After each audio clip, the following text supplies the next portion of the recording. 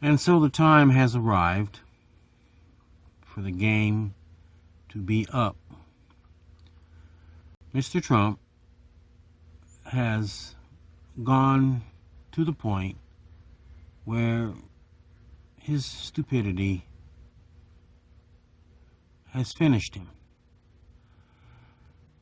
The question now, if Congress will step in and do their job or not, is still open. Here, Lawrence O'Donnell explains, and is exuberant as you can see Lawrence O'Donnell ever be, that California has finally sued to stop these tariffs. I encourage you to go watch this entire YouTube segment clip of Lawrence O'Donnell. There's a URL up at the top. You can stop at the ampersand PP equals 0GC. The issue is very simple. Lawrence O'Donnell is basically calling Trump stupid. He says even Richard Nixon, who by the way was also an attorney, which Lawrence also says, had enough sense to realize when he had cooked his own goose. And that's where you have to give Nixon credit. He was an attorney, and he knew when he cooked his own goose and when it was time to get out. Trump's so stupid, he doesn't know when to stop. He doesn't know when to get out. He is the reckless child who never grew up. People don't understand how the Constitution and the American legal system works. While the courts have the duty to interpret the Constitution and the laws, in this particular case, in these issues here, the courts have no power to enforce the Constitution. Only Congress has that power. That means the courts can say, you have violated the Constitution. The courts can declare that Section 3 of the 14th Amendment has been violated, and then cast it to Congress, you need to do something. And that's what the Supreme Court said in Trump v. Anderson. Everybody was not happy with the decision. But the Supreme Court was absolutely correct. They didn't say it in a very clear way that was a roadmap on what to do and how to do it, knowing that there was enough dumbocrats in Congress to not get it, knowing that people would see it negatively and they'd all complain and then accept that Supreme Court has shot down Section 3, knowing that it would cause a chilling effect forever until someone stepped up and said, I'm using your own order to what you say is the way to do this. That moment has not arrived yet, but the time for it has arrived. The Supreme Court was very clear. Congress can enforce Section 3 of the 14th Amendment at any time, on anybody, for the reason so stated in Section 3, that the person has taken an oath to support and defend the Constitution and then rebelled against the Constitution or engaged in insurrection, which automatically bars them from office and nothing more, except for the fact that that automatic bar from office is not effective until the private legislation is enacted and a vote taken on the final sentence of Section 3. That's the issue that people don't seem to get. It doesn't become active until the final vote on the final sentence on some issue that's prosecuted under Section 3 in private legislation before the Congress. And it can start in either house.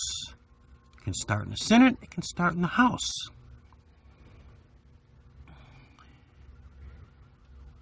It's so sad people don't get it. Now, California has sued in a federal court to stop the tariffs, and listening to Lawrence, you'll find out why this is substantive and why they are likely to win. So let's listen to a little bit of Lawrence. I'm only going to play a few minutes, and then you need to go watch it yourself in full. There's the URL. Well, with Justice Department lawyers facing the possibility for the first time in history of being found in criminal contempt of court, the date it was posted, entirely to Donald Trump, the greater tragedy that will be studied for centuries to come wherever American law and American history are taught is that tonight the United States of America is enduring for the first time in its history the governance of a president who treats any law that he does not like with contempt. Every president, other than Donald Trump, has taken the oath of office seriously. They all felt the solemnity of their pledge to protect and defend the Constitution of the United States. Some presidents embodied the principles of that oath more fully than others, but none of them ever came close to the constant contempt for the Constitution that Donald Trump has demonstrated. The only criminal president we had prior to Donald Trump was Republican President Richard Nixon, who in the end followed his oath in fully complying with the most painful order any president has ever received from the United States Supreme Court. Richard Nixon was ordered by the unanimous opinion of the United States Supreme Court to turn over secret tape recordings of his conversations in the Oval Office, which he knew contained incriminating evidence against him that would get him impeached and removed from office and then convicted of federal crimes. Richard Nixon knew better than the lawyers who were pursuing those tapes just how incriminating those tapes would be for Richard Nixon. President Nixon knew better than the members of the Supreme Court just how incriminating those tapes would be for him. Richard Nixon was a sharp enough lawyer to know that if the Supreme Court ordered him to turn over those tapes, and if he turned over those tapes, he would be forced out of the presidency and he would be criminally prosecuted. Nixon knew all of them. And Nixon was a lawyer. Got to keep remembering, Donald Trump is a pro-per idiot. He is not a lawyer.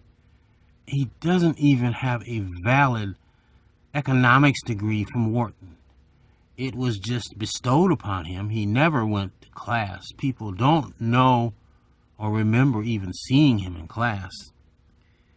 And one of his Wharton School of Business professors said he was the dumbest GD student, that's curse word, student, he had ever taught.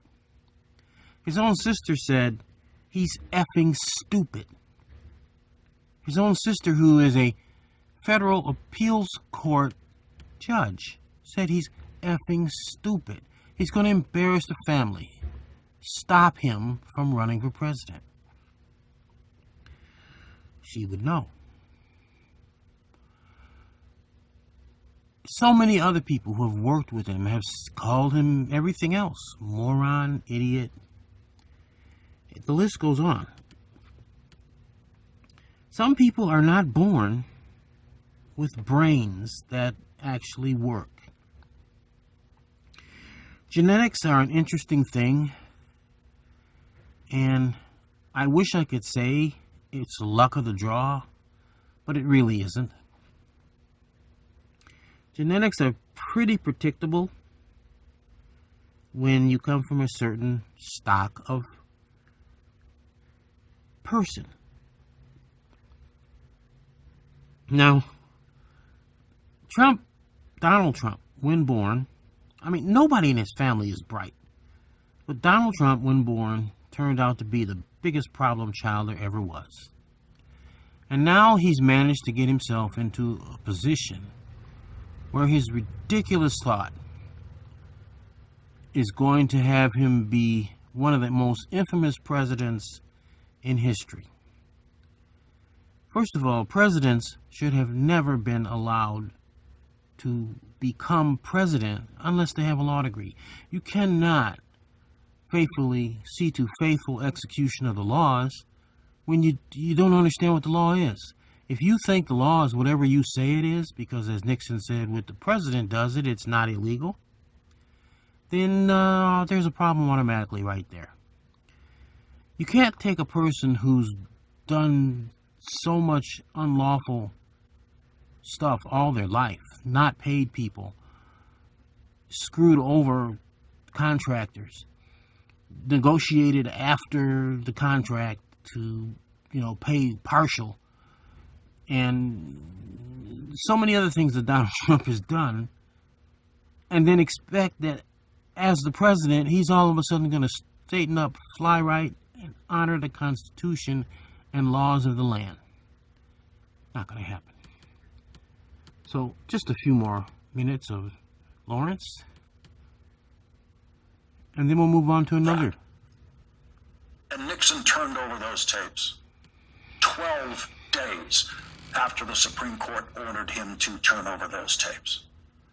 And so, as bad as Richard Nixon was, as criminal as Richard Nixon was, Richard Nixon, the only president who escaped prosecution after serving his term as president by obtaining a pardon from his successor. Richard Nixon had more respect for the due process of law and more respect for the Constitution than Donald Trump.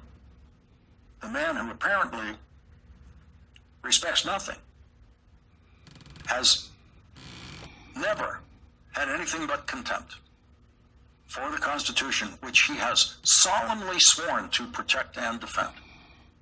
What more evidence would anyone need that Donald Trump putting his hand on a Bible and taking an oath means absolutely nothing?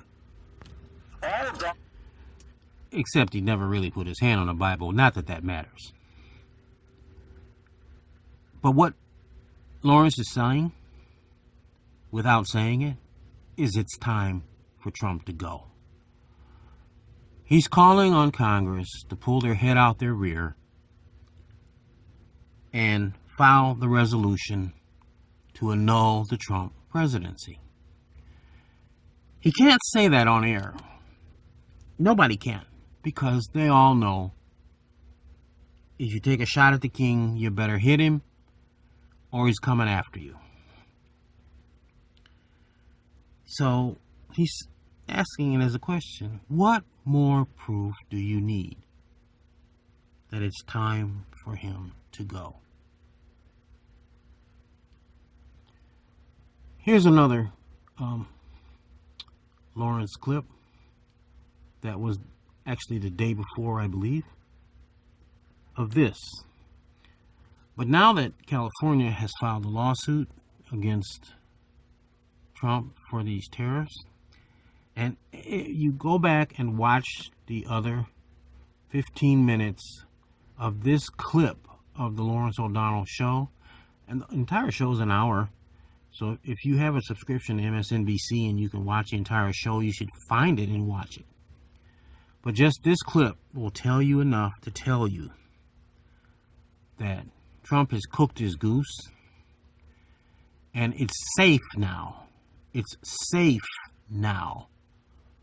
More likely than not, safe now for any member of Congress to file the resolution that's found at sadpac.com or something very similar to it. Actually, that resolution has missed so much more that he has done that it needs to be refreshed and added to, that will flush Mr. Trump out of office, annul his presidency, because he never should have had his votes ever counted in the first place.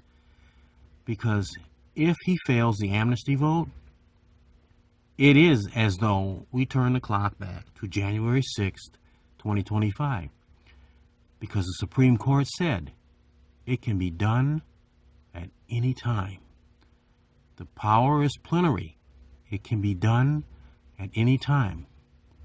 Read the Trump v. Anderson ruling carefully, slowly, in parts. Block out what you consider dicta or what might be dicta, and look at what the court is actually saying and declaring, because they spaced it all out in there. That it's a little challenging to pick out and string together as a cohesive statement. They're saying very simply, yes, he's constitutionally ineligible for what he did on January 6, 2021. Yes, that's true.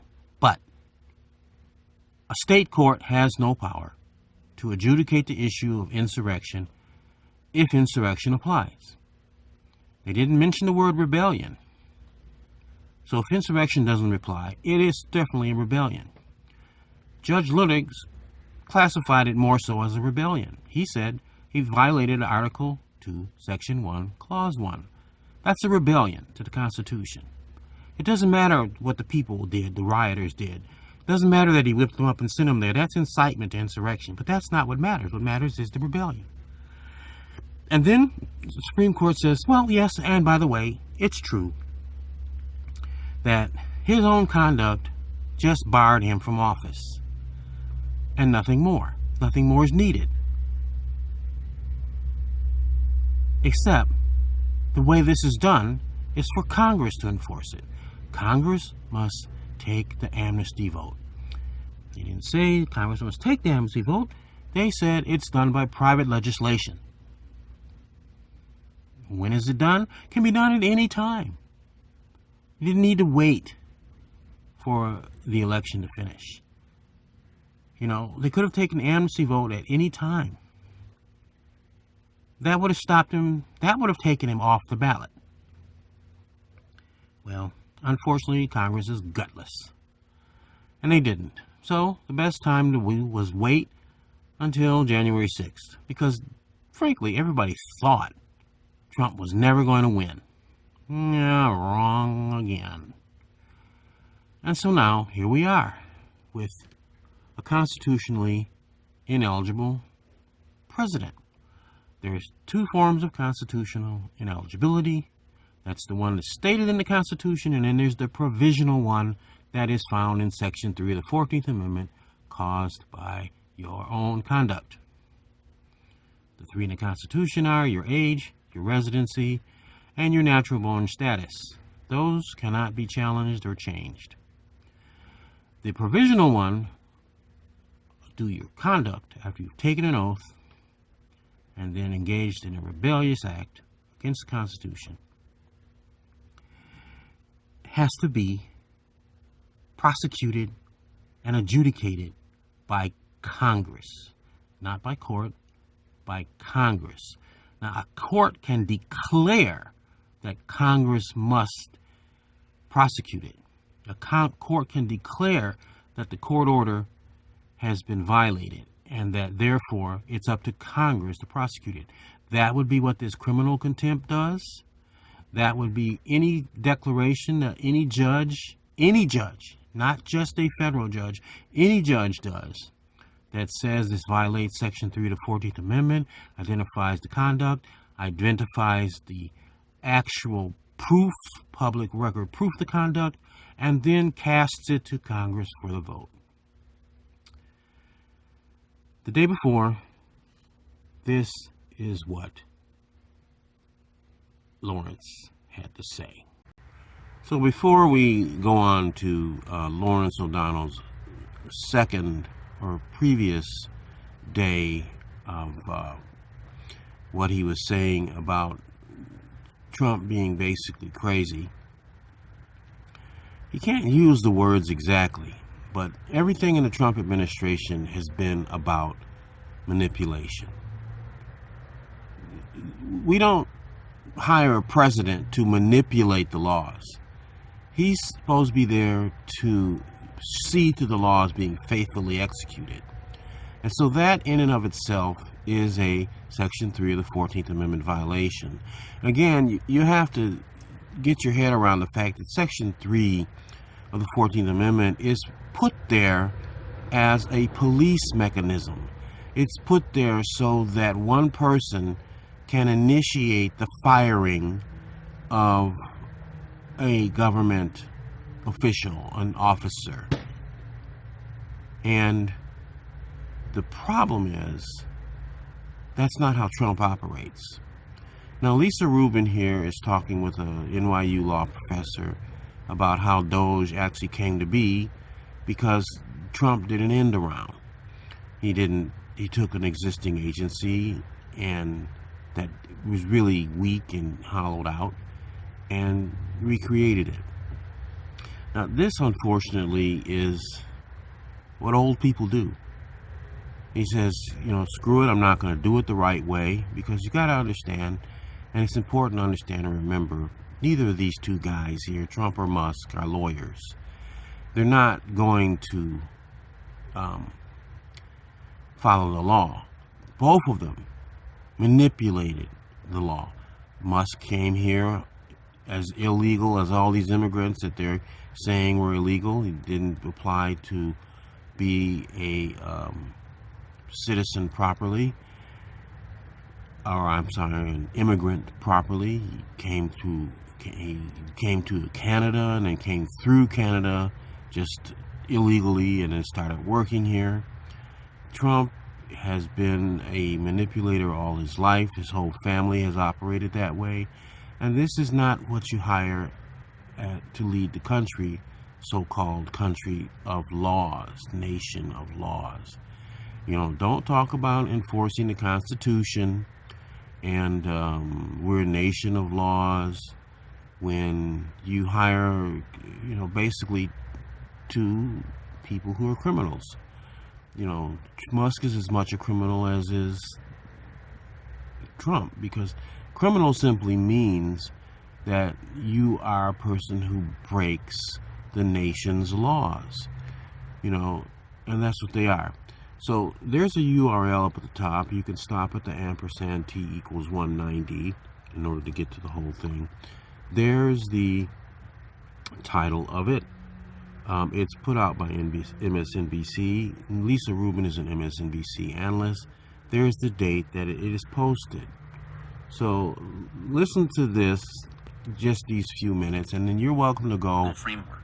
So most of those agencies are created by statute. So like I was saying before, right, a problem presents itself, Congress passes a law, but there was no law passed to create Doge.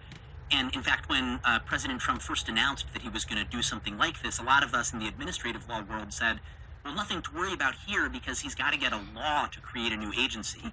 But instead, they came up with this backdoor way of trying to get it done. The U.S. Digital Service had already existed. I think it might have just been created by executive order. And it wasn't a big deal because, as you just said, it was really this advisory body. It didn't have responsibility for implementing any laws, really.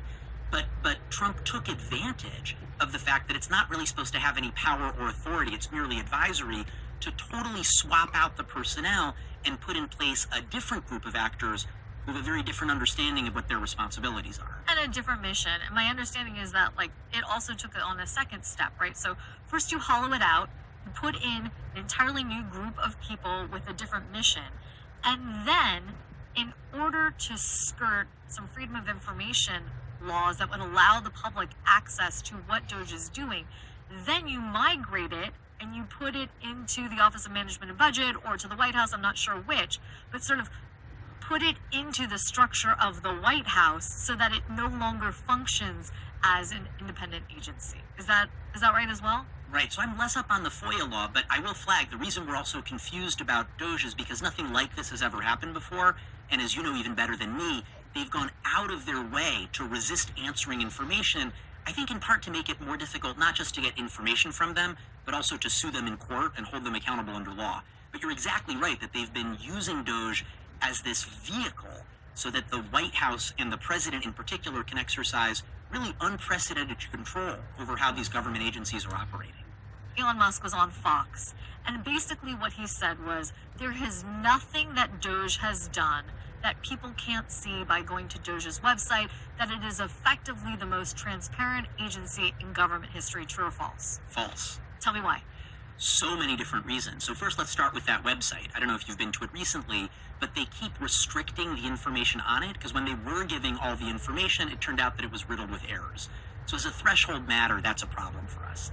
Secondly, transparency is really about understanding. You have to be able to see what an agency is doing and grasp what it's up to. And in Doge's case, we've got the opposite of that. So we don't know what the structure of the agency is. We don't know what its charges are. We don't know what its mission is. We don't know what the laws are that it's supposed to be implementing. And as we're seeing in these court cases, it sure seems like it's up to stuff that, as we learn more, turns out to be either transparently illegal or at the very least in real tension with the spirit of the laws. Let's go back for a second. When you say we don't know what laws it's supposed to be implementing, is it possible there aren't any laws it's supposed to be implementing? In other words, that the mission, as it's been envisioned by the administration, isn't really one about the implementation of statutes, but rather the imposition of the will of this administration on an existing agency framework. Right, exactly. And in fact, if it were implementing laws, then you would have a whole bunch of other constitutional problems and potentially statutory problems. It seems like Doge is doing things that affect laws that are on the books, though. So in order to fire people, for example, which seems to be something that Doge is closely connected with, it's got to tap into a whole legal framework.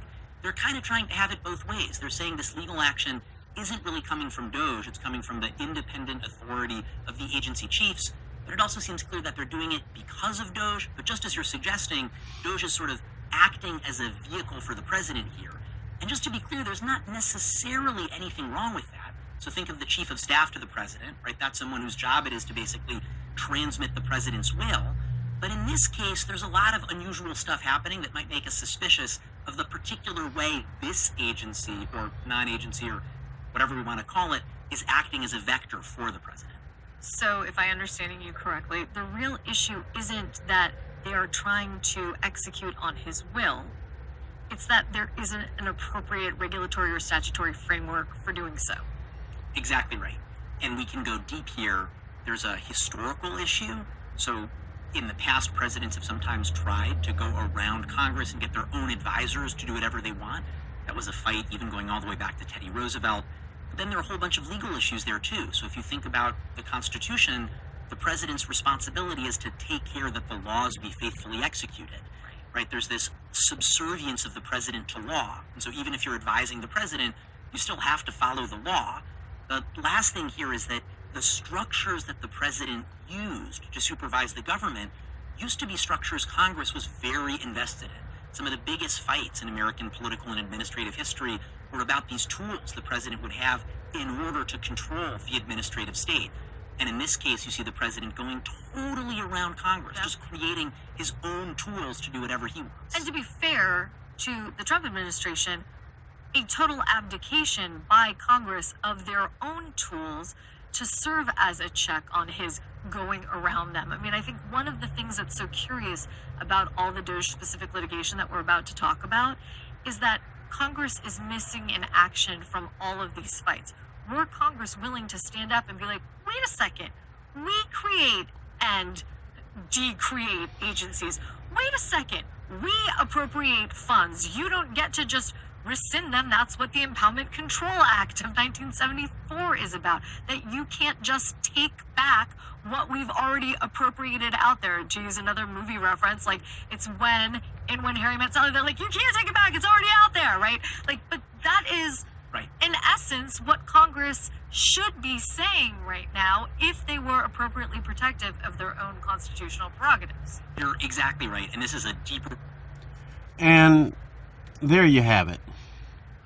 So if you're going to take Lisa Rubin out on a date, take her to a movie. But here's the point. Again, another Section 3 of the 14th Amendment violation. It's not just Congress. Congress right now is controlled by the Republicans by majority. Section 3 of the 14th Amendment allows power through a minority because it forces the majority to be 2/3 in both houses. If you simply do what these two are claiming, the administration is unlawfully doing, and you distill that to a complaint as a resolution under Section 3 of the 14th Amendment, after if for instance, as the sample amendment at sadpac.com illustrates, Supreme Court has set up the framework for how to enforce Section 3 of the 14th Amendment. No one has looked at it before. No one has done it. Section 3 of the 14th Amendment is a catch-all. It rolls impeachment into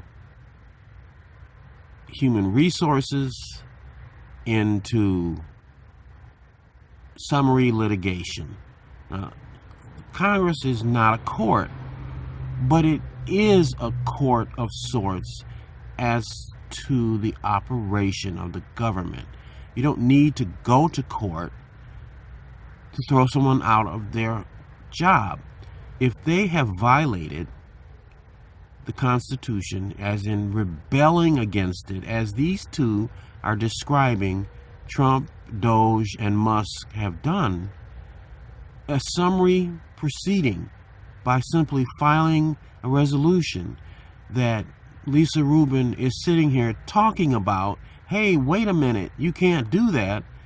That's a private legislation resolution as a censure drafted style motion filed with the clerk of whichever house that calls for the amnesty vote against whatever rebellious activity has been done. If they can't muster that, guess what? They're thrown out. And guess what? It starts with the smallest minority that there is. One member. Only one member in either house need file that. Then it forces the entire house, whichever house, Senate or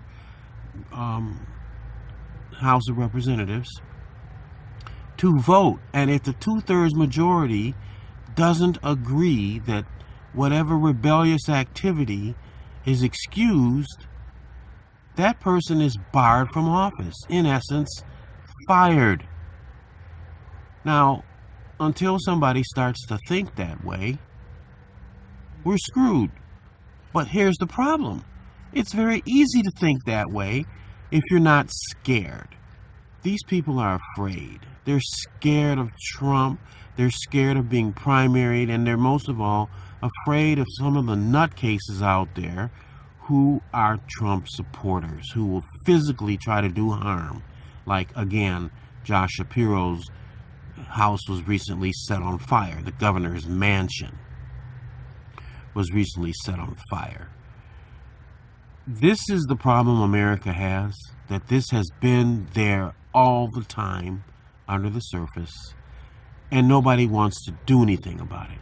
Nobody wants to call it out and enforce the law, which in this case now is 18 U.S.C. 2383 and 2384 in minimum, that stop these rebellious, insurrective acts, these support of enemies of the United States, these militias and organizations that are quietly hiding under free speech to subvert the government. So, wake up, pull your head out your rear, Congress, because Congress, and that means the Dumbocrats, the minority, they need to wake up and get a backbone. Huh, yeah, will that happen? I don't know. If the right pressure is put on from these protests directed firmly at them, then yes, it could happen. So now let's move on to the next Lawrence O'Donnell show, where he's speaking about, I believe, the lunacy of Trump trying to take over Harvard. And what you don't understand, what people don't get, is that when you get old, you go crazy, you lose it. There's an inhibition that he has, and before he was reelected, many people were saying Trump has dementia. Trump has frontal temporal dementia. The only way to find that out is to do a brain scan.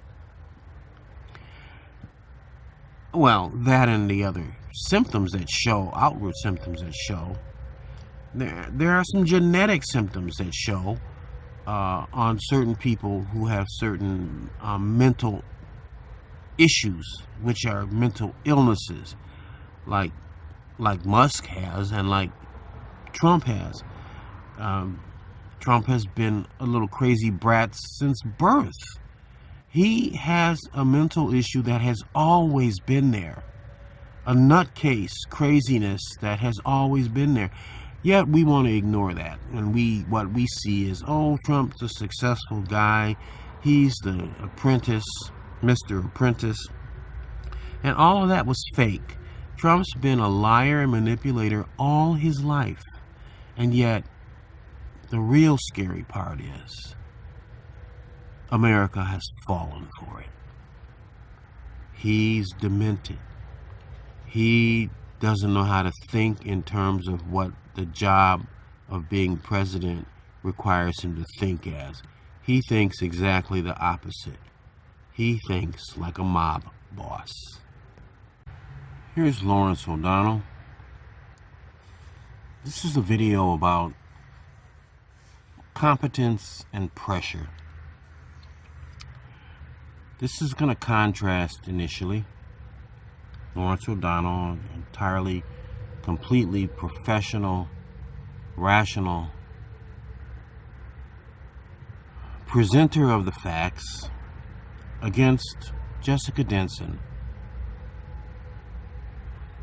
a person who's become rather manic in trying to present her version of the facts, that Mr. Trump is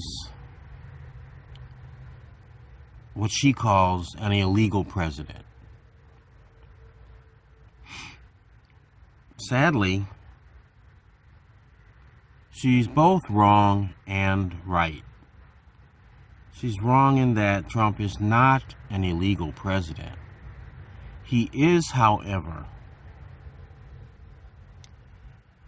a constitutionally ineligible person who is sitting in the presidency because of Congress's error.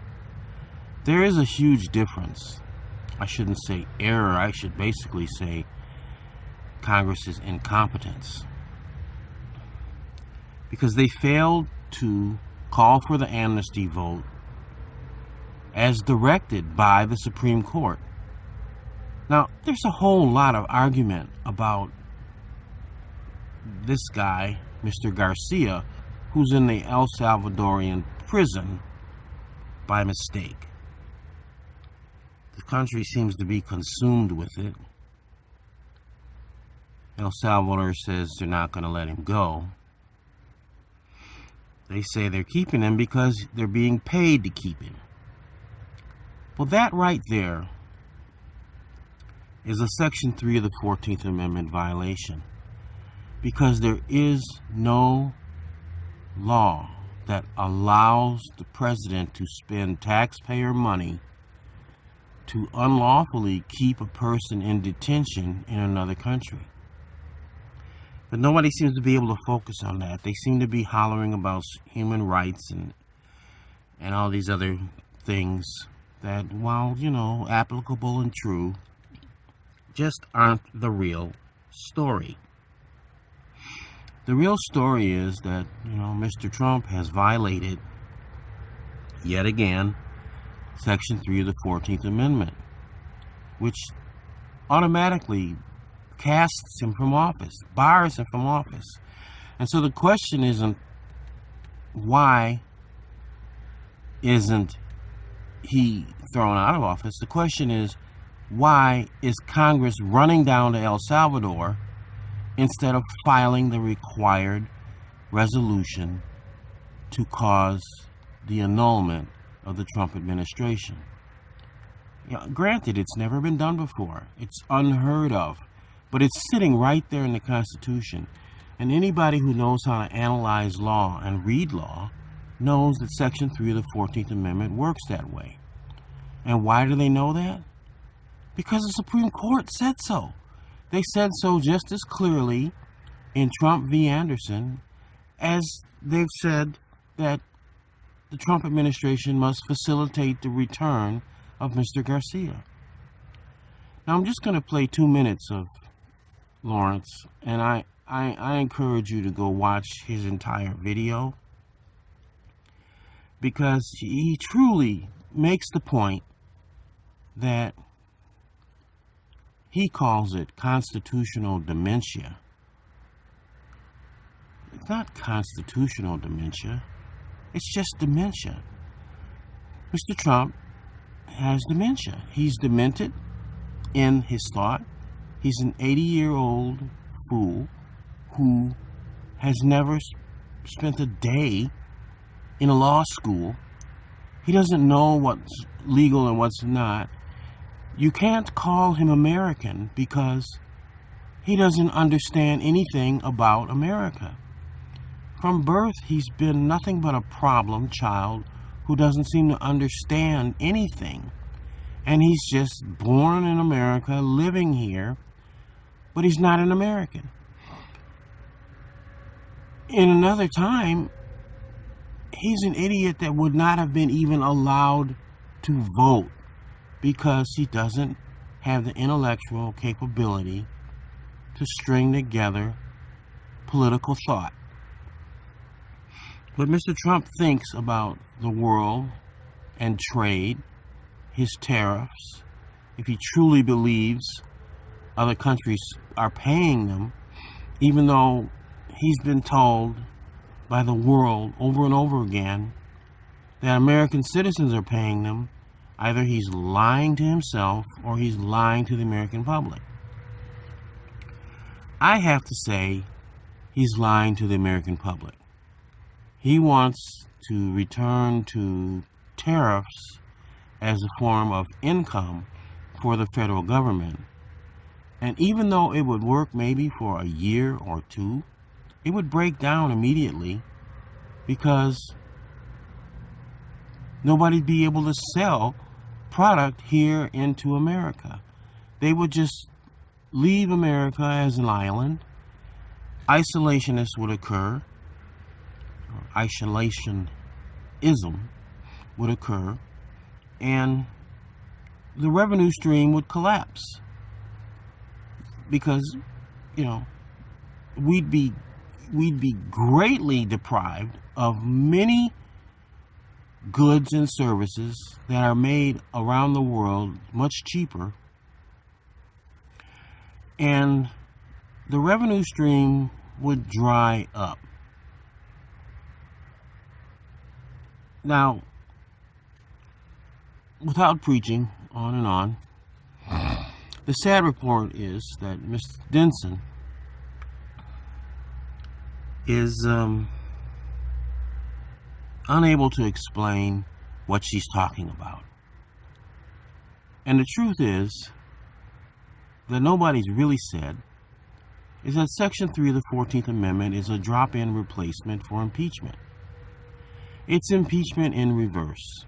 It requires the same 2/3 vote, but this time in both houses in order to be cleared of the charge of whatever is levied by any individual member using any rebellion to the Constitution of the United States.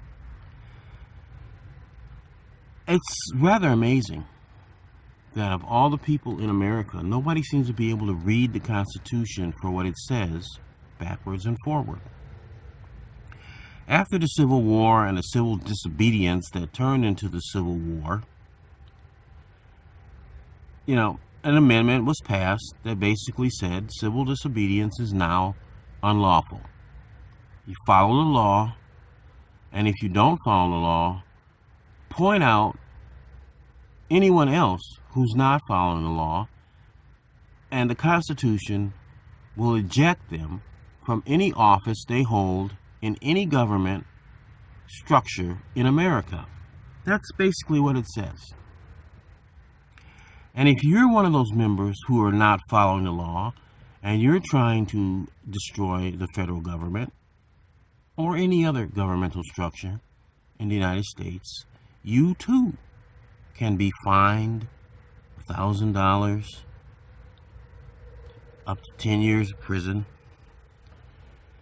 and stripped of any rights to hold office, similarly also along with usually any gun holding rights. People call it insurrection. It's not insurrection, it's rebellion. It only becomes insurrection when it's an organized form of force. People want to call it a coup. Well, it becomes a coup when it's an insurrection that is organized using the force and effect of law. It's plain and simply a rebellion when you just clearly won't follow what the law clearly says. Rebellion is the thing that has the power, not insurrection. And 18 U.S.C. 2383 describes how Section 3 of the 14th Amendment is implemented. So listen to Lawrence for a few minutes here. Well, in the new Trump era of disgraced Washington law firms that have shamed themselves forever by giving in to Donald Trump's plainly unconstitutional demands on them, there is tonight one Washington law firm that is taking the most boldly defiant possible course of action against Donald Trump. And I have never before considered using the word brave in relation to any high-powered, highly paid Washington law firm. The brave lawyers I've seen in our history have usually been sole practitioners outside of Washington, D.C., or members of much smaller law firms, sometimes little family law firms, taking on the most challenging cases. Gregory Peck won an Oscar for his portrayal of what became an iconic version of the brave lawyer, the Hollywood version of the brave lawyer. Has never been a highly paid member of a Washington law firm. Gregory Peck was on his own in To Kill a Mockingbird, the hero of that courtroom. But tonight, the two most important challenges to Donald Trump's reign of constitutional terrorism, what one federal judge has called lawlessness, are being represented by the same law firm. The Washington law firm of Quinn, Emanuel, Urquhart, and Sullivan is representing the man Donald Trump deported to El Salvador, to an El Salvador prison, in a process that even the Trump lawyers at first had to admit was, quote, an administrative error. And that same law firm is... Now, okay. People, Americans tend to just waste their words on irrelevant stuff. The one thing Lawrence said in that short diatribe was that a federal judge has declared this action of the Trump administration lawless. If a federal judge declares action lawless, that means Mr. Trump has violated his oath to take care that the laws be faithfully executed, lawfully, faithfully executed, that there is a Section 3 of the 14th Amendment violation by judicial decree. Instead of focusing on that, they just keep right on past that, running their mouths. It's not funny, but COVID could have simply been dealt with copper sulfate. Copper kills all viruses, even measles. The Egyptians knew about it 5,000 years ago.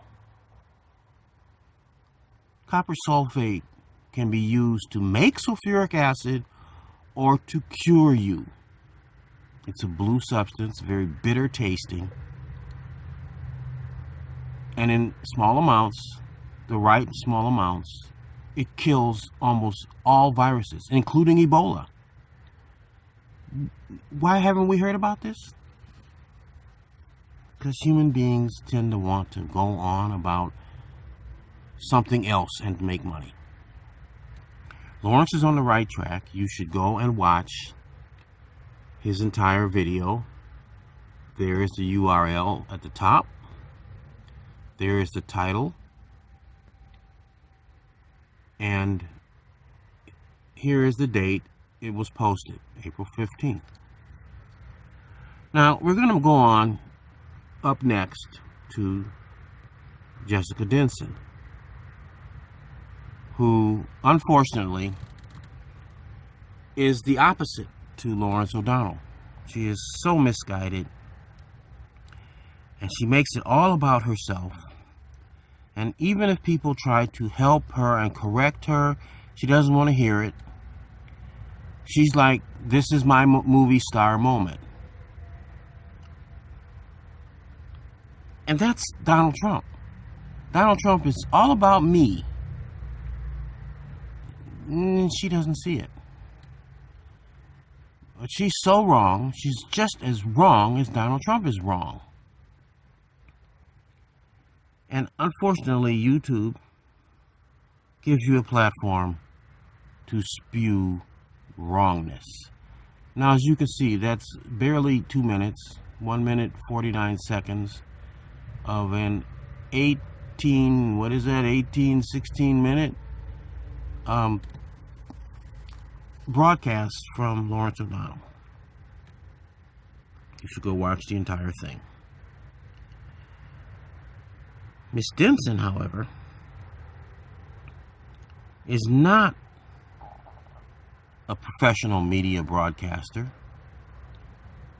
She's just running a little YouTube channel, which YouTube unfortunately pays you for once you reach a certain number of subscribers and you monetize your video. She's spewing wrongness. Lawrence is spewing otherworldliness. He's calling it constitutional dementia. For some sensational effect, it's not constitutional dementia. It is lawlessness, as the federal judge said, but more importantly, constitutionally, if you want to hook constitutional dementia to what Mr. Trump is doing, it is plain and simple a violation of Section 3 of the 14th Amendment, and it automatically bars him from office. The only step needed next is for any member of Congress, instead of running down to El Salvador asking for this person to be released, is to eject Trump from office.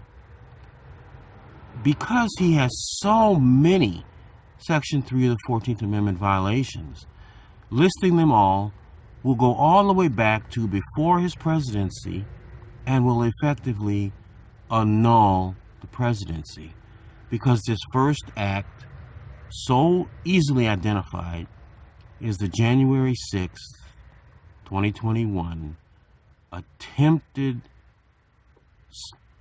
coup to stay in power by Donald Trump, so well documented. People act like it's past, it's gone. Section 3 does not have a statute of limitations. It could be 2 months, it could be 2 years, it could be 20 years. If you've done the deed, you are barred from office. And the Supreme Court has clearly said that, just as clearly as they said facilitate the return. Except America sees one thing with the Garcia order when they did not say return him absolutely. They said facilitate the return.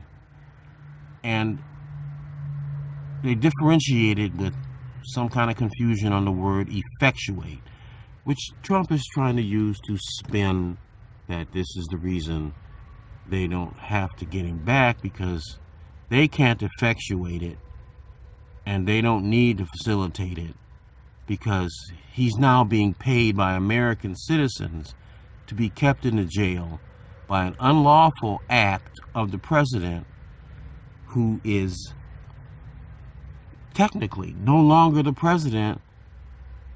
But instead of Congress going in the right direction and taking action to remove him and his entire administration from office, they're running around like chicken littles, running down to El Salvador. Do you see the lunacy of Congress? Sadly, let's give them an excuse. Some of them are not lawyers. Those who are lawyers don't know how to think legally in the terms of the Constitution. Let's move on to Jessica Denson. Here is Jessica Denson, who's been out there as the lone wolf, harping Section 3 impeachment, and now she's talking about election interference. Sadly, this video has to be made because this person is all over the map. She's not a lawyer. She's not legally trained. She's not making any sense, any legal sense that will work. What she's preaching is correct. Trump needs to be removed because he should have never been installed as president. But everything else she says is incorrect. He's not an illegal president. He's not an illegitimate president. He is a constitutionally ineligible president provisionally. In the Constitution, there are 3 methods that make you constitutionally ineligible, which is age, residence, and natural born status. There is at least this one provisional constitutional ineligibility under Section 3 of the 14th Amendment that you cause, the person causes as the candidate by doing some act that makes them subject to a Section 3 of the 14th Amendment enforcement. Until it's enforced by Congress, it's the murder he got away with. It's as though it's never happened. Until he's actually charged by Congress and a vote is taken, he is not disqualified. He is constitutionally ineligible, and according to the vote, he should be disqualified because he can't reach the 2/3 majority vote in both houses required to be relieved of the disability. In other words, excused. In other words, granted amnesty for his conduct. Ms. Denson doesn't understand it, and she's frankly becoming a manic promoter saying everything that's wrong, and she can't understand why nobody will listen to her. If you begin to listen to somebody trying to describe how to bake a cake, and they just start saying, you can take flour and eggs and milk and sugar and baking powder, and you can make the most delicious, cake that rises in an oven, and it's fluffy, and you don't explain exactly how to do it, then people don't believe you. Sure, you can go bake the cake and prove it, but that's where she is. She can't bake that cake that she's trying to prove can be done. Now, sadpack.com has set this out in detail. Section 3 of the 14th Amendment is two things. It's a drop-in replacement for impeachment. Replacement for impeachment.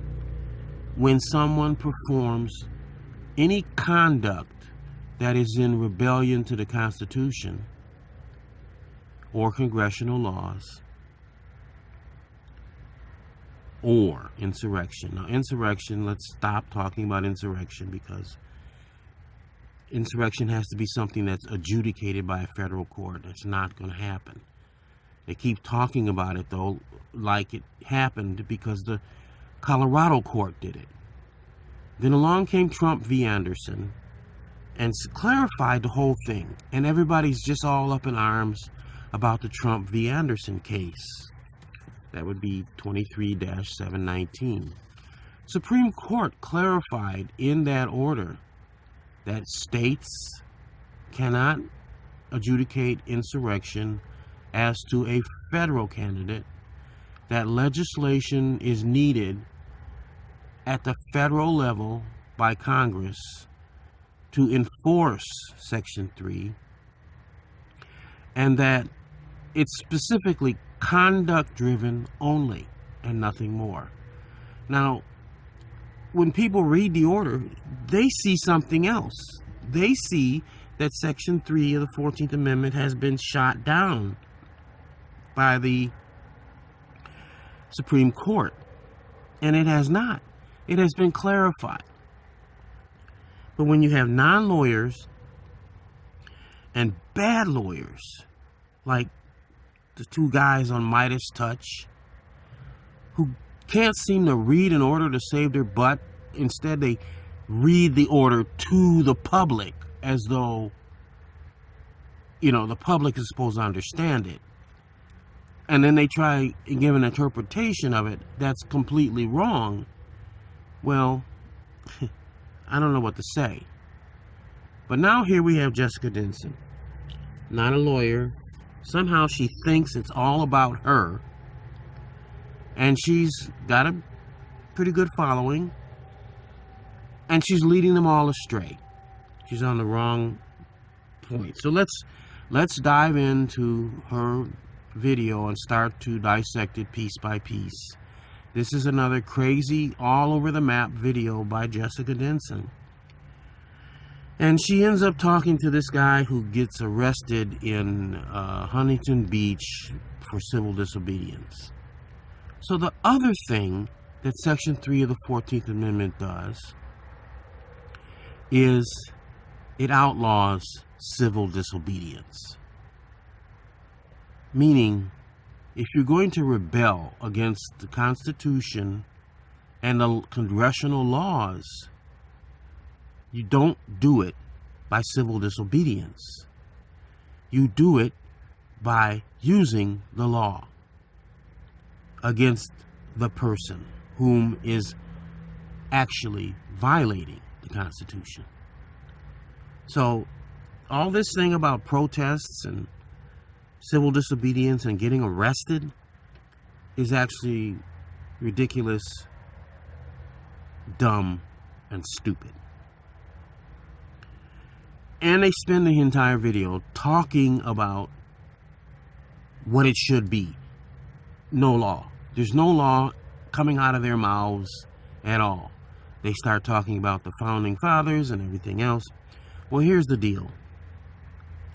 Section 3 of the 14th Amendment is a drop-in replacement for impeachment. It is as though, with Section 3 of the 14th Amendment, they tried to replace impeachment because they're recognizing impeachment will never work when the Congress is full of insurrectionists, people who are in rebellion to the Constitution. Of course, impeachment will never work. So they have reversed it. Section 3 of the 14th Amendment reverses it. It allows one member to make a claim through private legislation, and it is a law in personam. It is directed against one person at a time. It doesn't require a trial. It requires definition, summary adjudication under the Constitution as to what you have rebelled against. What part of the Constitution are you rebelling against? And in the simplest terms, justice, domestic tranquility, and to form a more perfect union, any action in regards to a violation of those axioms is also a rebellion against the Constitution. So in that vein, lying is also unconstitutional. It's also a rebellion to the Constitution because lying is antithetical to justice. So let's listen to Miss. What kind of fools do they think we are? I'm Jessica Dent. The kind of fools who do not understand law. That's the kind of fools they think you are, and they're right. And this is Lights On. This is yet another obscene.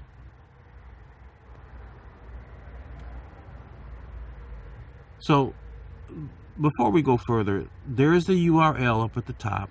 There's the title at the bottom. It was originally cast as, I guess, a live show. And here's the date it was posted. April 11th. Obscene week in the illegal Donald Trump administration, the week after 5.2 million Americans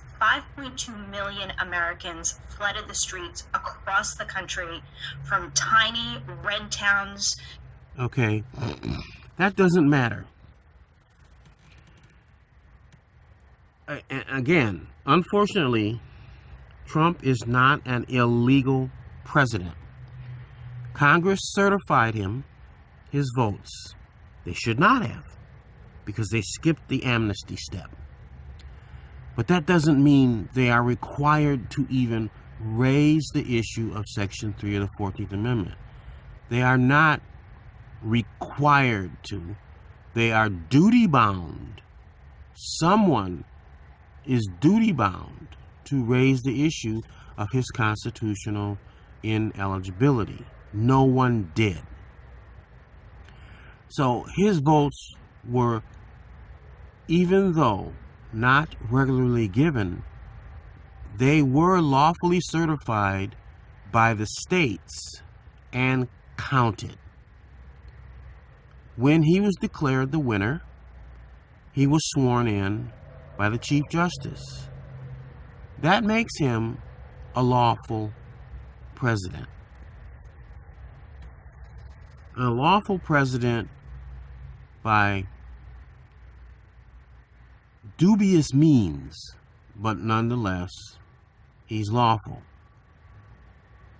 The last thing you want to do is impeach him, because that's going to leave his administration in place. Vance will become the president, and everybody who's in all of these positions in government by appointment will remain. What needs to be done is his presidency needs to be annulled by Section 3 of the 14th Amendment amnesty vote, which, as she points out later on, probably will never succeed. But that doesn't mean he's disqualified right now. He's not disqualified. He remains constitutionally ineligible because of the provisional conduct he has done, not only on January 6, 2021, but in so many other things that the resolution at sadpac.com outlines. And even that resolution today has huge shortfalls because he's done so many other things beyond. Members of Congress have gone on the media and they're all complaining about what Donald Trump is doing. Shut up! Don't tell the American public. Put it in writing. Put it in a resolution. Describe how Section 3 of the 14th Amendment applies. Describe his conduct just like a censure motion does. And a vote on it is taken.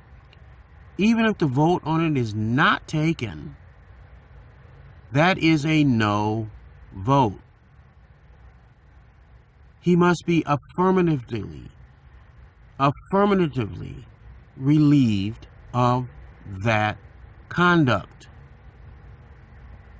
He must be given amnesty to that conduct. That is how it's a drop-in replacement for impeachment. Impeachment does it the other way around. Impeachment says, you did this, now we're going to put you on trial for this, and then we're going to vote.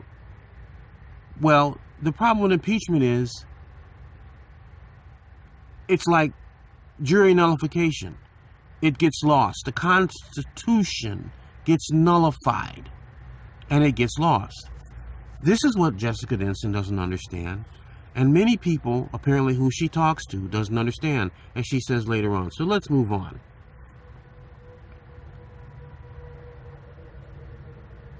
To major cities, people flooded the streets demanding that this illegal... So what? That is not legal. That is not what actually will get Trump removed. And if they're talking about impeachment, it's not going to solve the problem. The only thing that will solve the problem is to get Section 3 of the 14th Amendment properly prosecuted in Congress.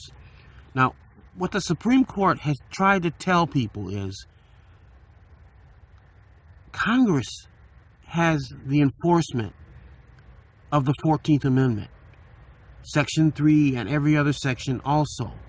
But Section 3 in particular, Congress must enforce by legislation. Now, people think legislation is, it's a bill and passes both houses and it goes to the president for signature. No, legislation is any act that Congress does that has a conclusion. Section 3 of the 14th Amendment provides for the conclusion. A 2/3 majority vote ends it. That's it. You identify the conduct, how it is in rebellion to the Constitution of the United States or congressional laws, and you prove it with the public record of whatever the person did, and you take a vote. And if you don't reach a 2/3 majority vote to excuse that conduct, then they are barred from office and summarily ejected from office if they're already in office. Jessica doesn't understand any of this. She doesn't explain any of this. Instead, she's just a manic female running her mouth about how she wants this to be this way. And that's why nobody will listen to her. It's just that simple. It's sad, but that simple. This is where another non-lawyer is just like Trump. Trump makes up whatever he thinks is law, and this is how he wants it to be. Except he's got the power of the presidency behind him. So he's all in the courts. He's doing all this crazy stuff because, quite frankly, Trump's been crazy from birth. He's been a problem child from birth, literally. He was crapping his pants, refusing to go to the bathroom, and throwing erasers at teachers. They had to send him off to boarding school. He doesn't think with any kind of sense. He's been that way since a child. And his own mother didn't want anything to do with him. You know, Jessica doesn't understand that you need to bring the history with you and illustrate how the future is wrong. Trump will never be the president. He should have never been the president. We should never allow someone who doesn't have a law degree, who doesn't understand law, to be the president. And Jessica illustrates this herself because she's on all of these crazy tangents. And I say crazy because she's all over the map. So let me jump to the third thing she talks about, which is election interference and election irregularities. There is no law. There is no law that can allow that to be retroactively addressed. So it doesn't matter at this point. You can't prosecute election interference at this point in time after Trump has been certified the winner and sworn in. That is not a law in personam. The law in personam is Section 3 of the 14th Amendment.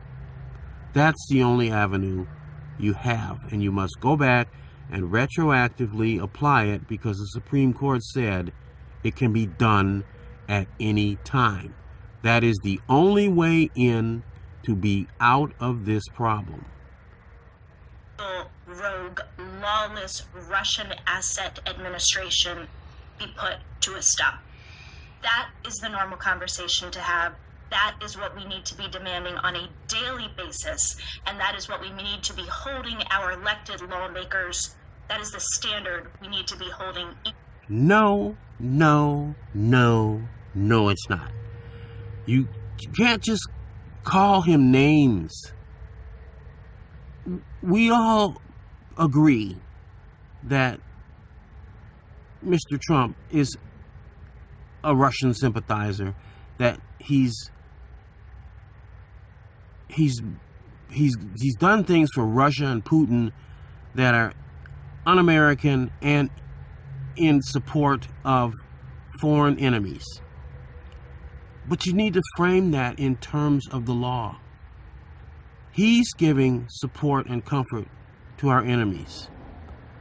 Russia is our enemy by way of our alliance with Ukraine, of whom he is the enemy of Ukraine. We are not in direct conflict with Russia. We are not in a direct war with Russia. But that does not mean he's not identified as an enemy of America. He is. He is an enemy of America. Nobody is talking about the law. And this is the problem. You can't just go out there spewing your opinion and thinking that it's going to be what matters. It does not. So the only way is Section 3 of the 14th Amendment. Impeachment will never work, and even if it did, it's going to leave the remnants of an illegitimate president, once determined to should have never been there, because the impeachment would do the same thing. You would have to address his January 6, 2021 behavior, which is a roundabout way to Section 3 of the 14th Amendment. But you're doing it through impeachment, which does not retroactively annul anything. That's the problem.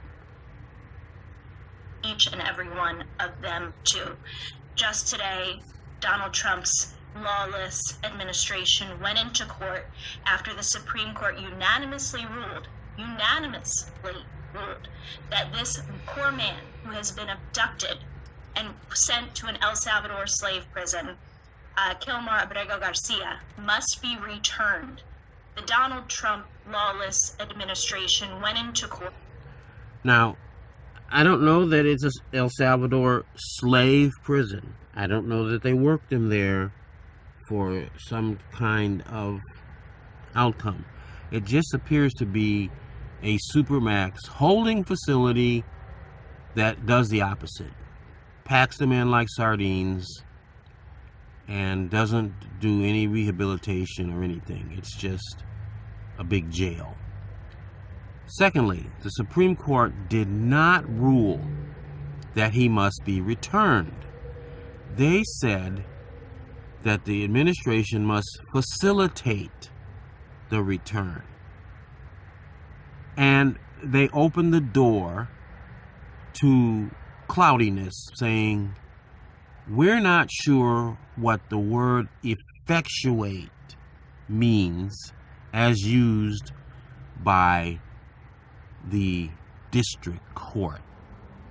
So they did not order his return. They said the government must facilitate the return. That means the government needs to allow him to be returned and needs to work with El Salvador to cause his return, and if so, send a plane to get him. Of course, the administration did do the opposite. They said, we're not going to return him. They had the El Salvadoran president who said, well, you don't want him back, so I'm not giving him back. And yes, they're playing games, but it's all about baking the cake. What are the ingredients in the cake that make it either sweet or a sour dump of dough in a cold oven?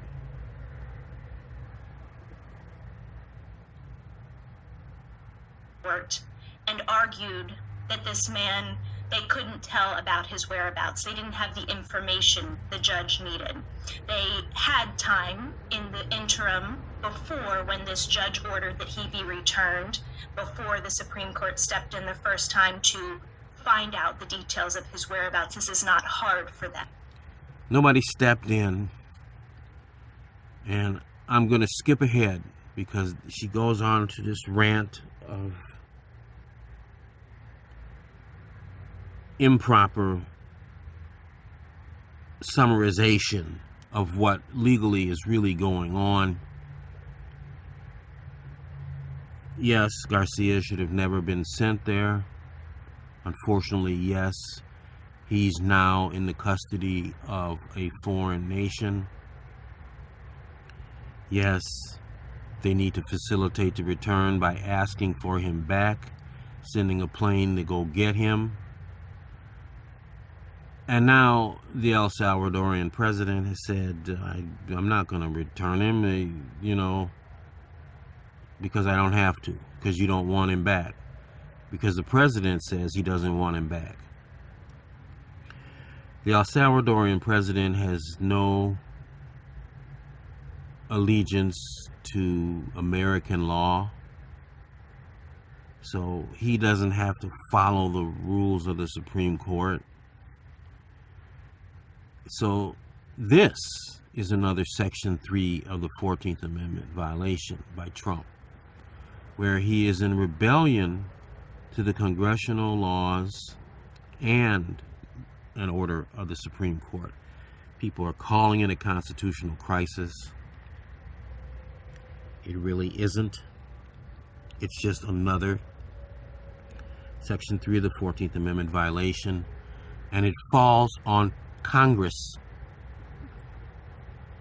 to draft a resolution that identifies this for not only him, but Bondi and every other officer who is in rebellion to the spirit and intent of the law and the order of the Supreme Court. Now, the Supreme Court doesn't have an enforcement mechanism. The only enforcement mechanism that exists that can summarily end the issue is Congress.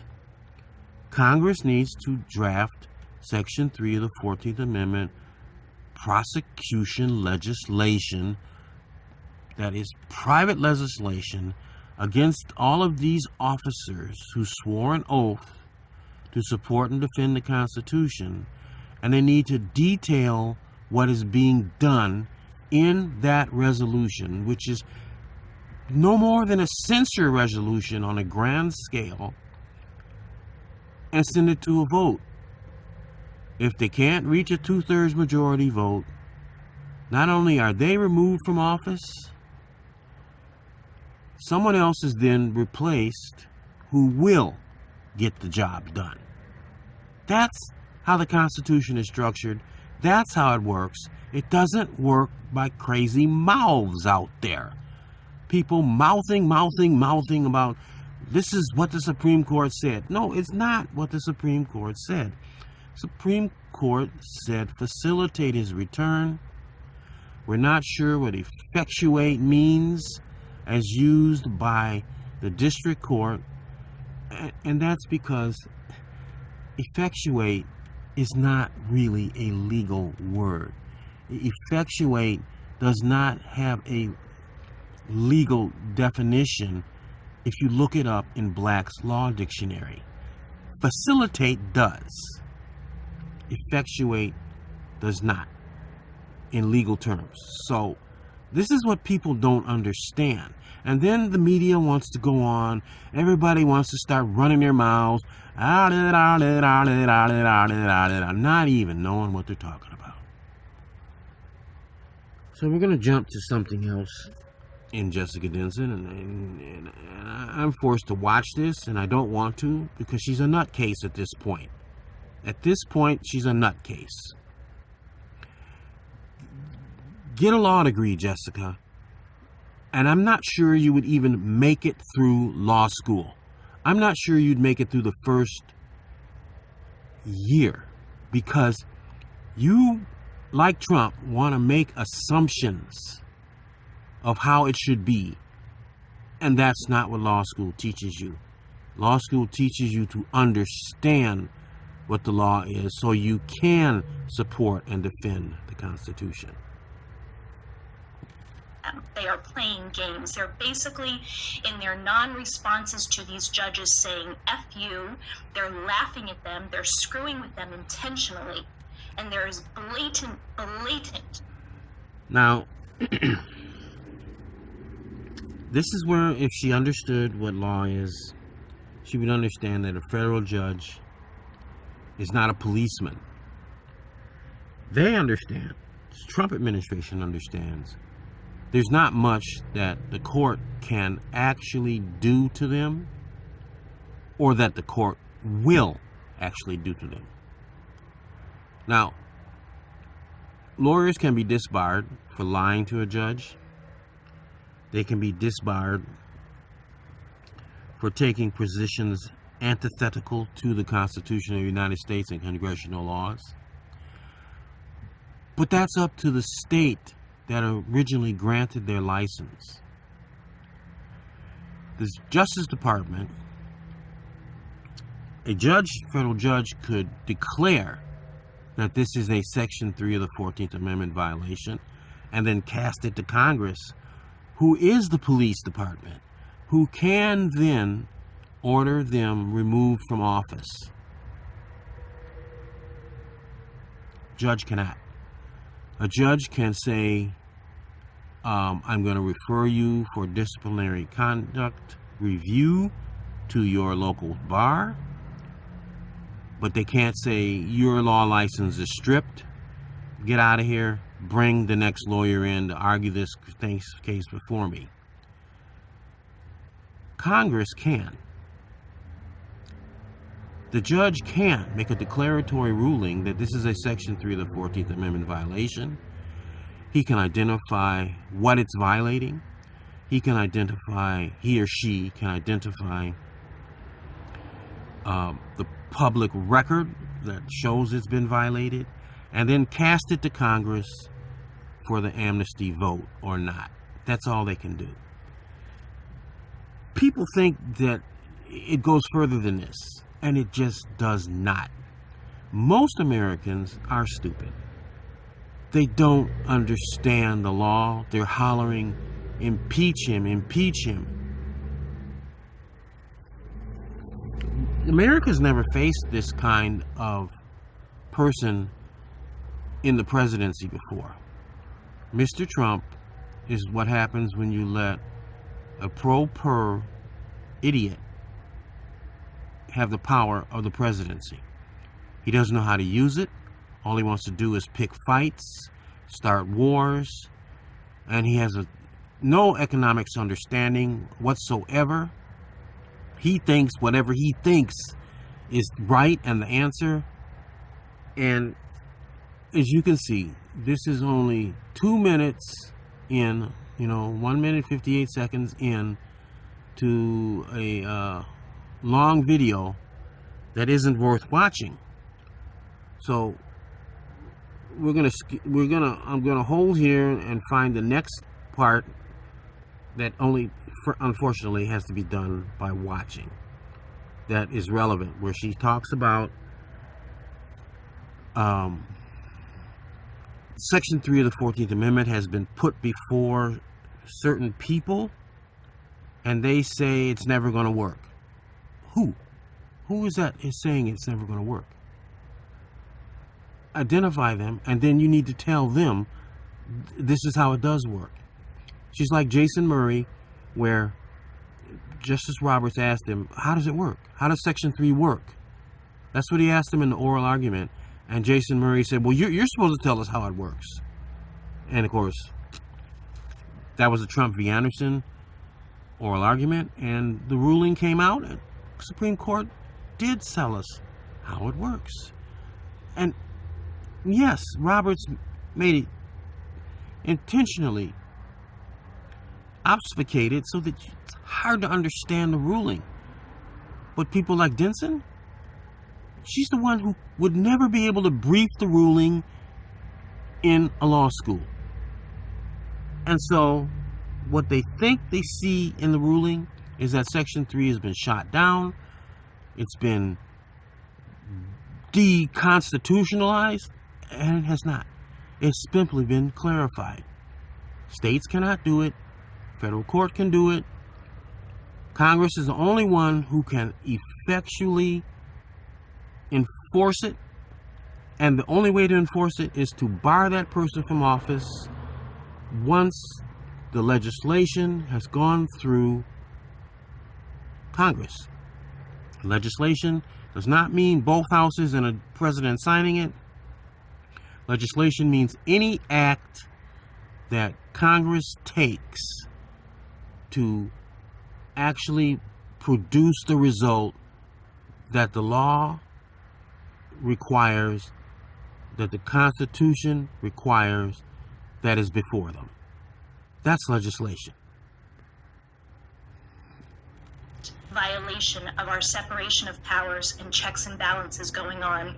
While people's lives are at stake, human rights are being blatantly violated, and this authoritarian Kremlin-controlled rogue regime is trying to seize the power of the greatest country in the world. This is not normal. We must. He's not trying to seize it. He's been given the power by Congress. Okay, and until Congress grows a spine and takes it back, there's nothing illegitimate about it. It is wrong. Human rights are not a part of the Constitution. That's not a rebellion to the Constitution. Human rights, it sounds ridiculous. Human rights violations are not a rebellion to the Constitution. Anybody with a law degree would be able to tell you that. It's not right, but it's not unconstitutional. The closest it gets is it does not promote justice, domestic tranquility, nor to form a more perfect union. In this case, they're saying these immigrants, who most of which came here illegally, should not be granted status to remain here illegally. And Garcia came here illegally. Then he got protected status to remain here and married a U.S. citizen and has now children who were born here. And Trump is saying it doesn't matter. He came here illegally. We think he's a gang member, whether he is or isn't. We're not honoring the judge's ruling that they think is unconstitutional. They think he cannot come here illegally and then be given legal status. Well, that's a human rights violation, but that's not Trump violating the Constitution. That's not Trump rebelling against the Constitution or congressional laws. That is the executive branch having a different interpretation of it, and as ugly as it is, that's what it is. It has no power. What she's saying has no power. Human rights has no power. Kremlin control has no power.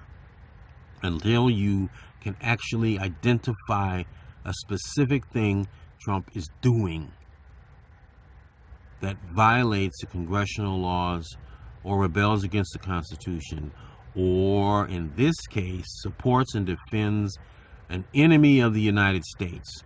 Now, you would have to construe that Russia is an enemy of the United States.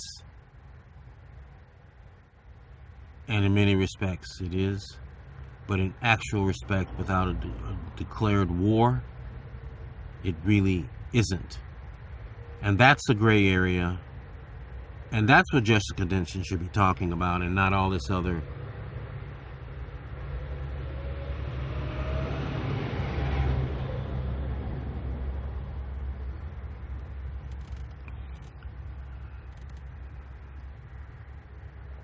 Again, I will reiterate, demand that it be put to an end.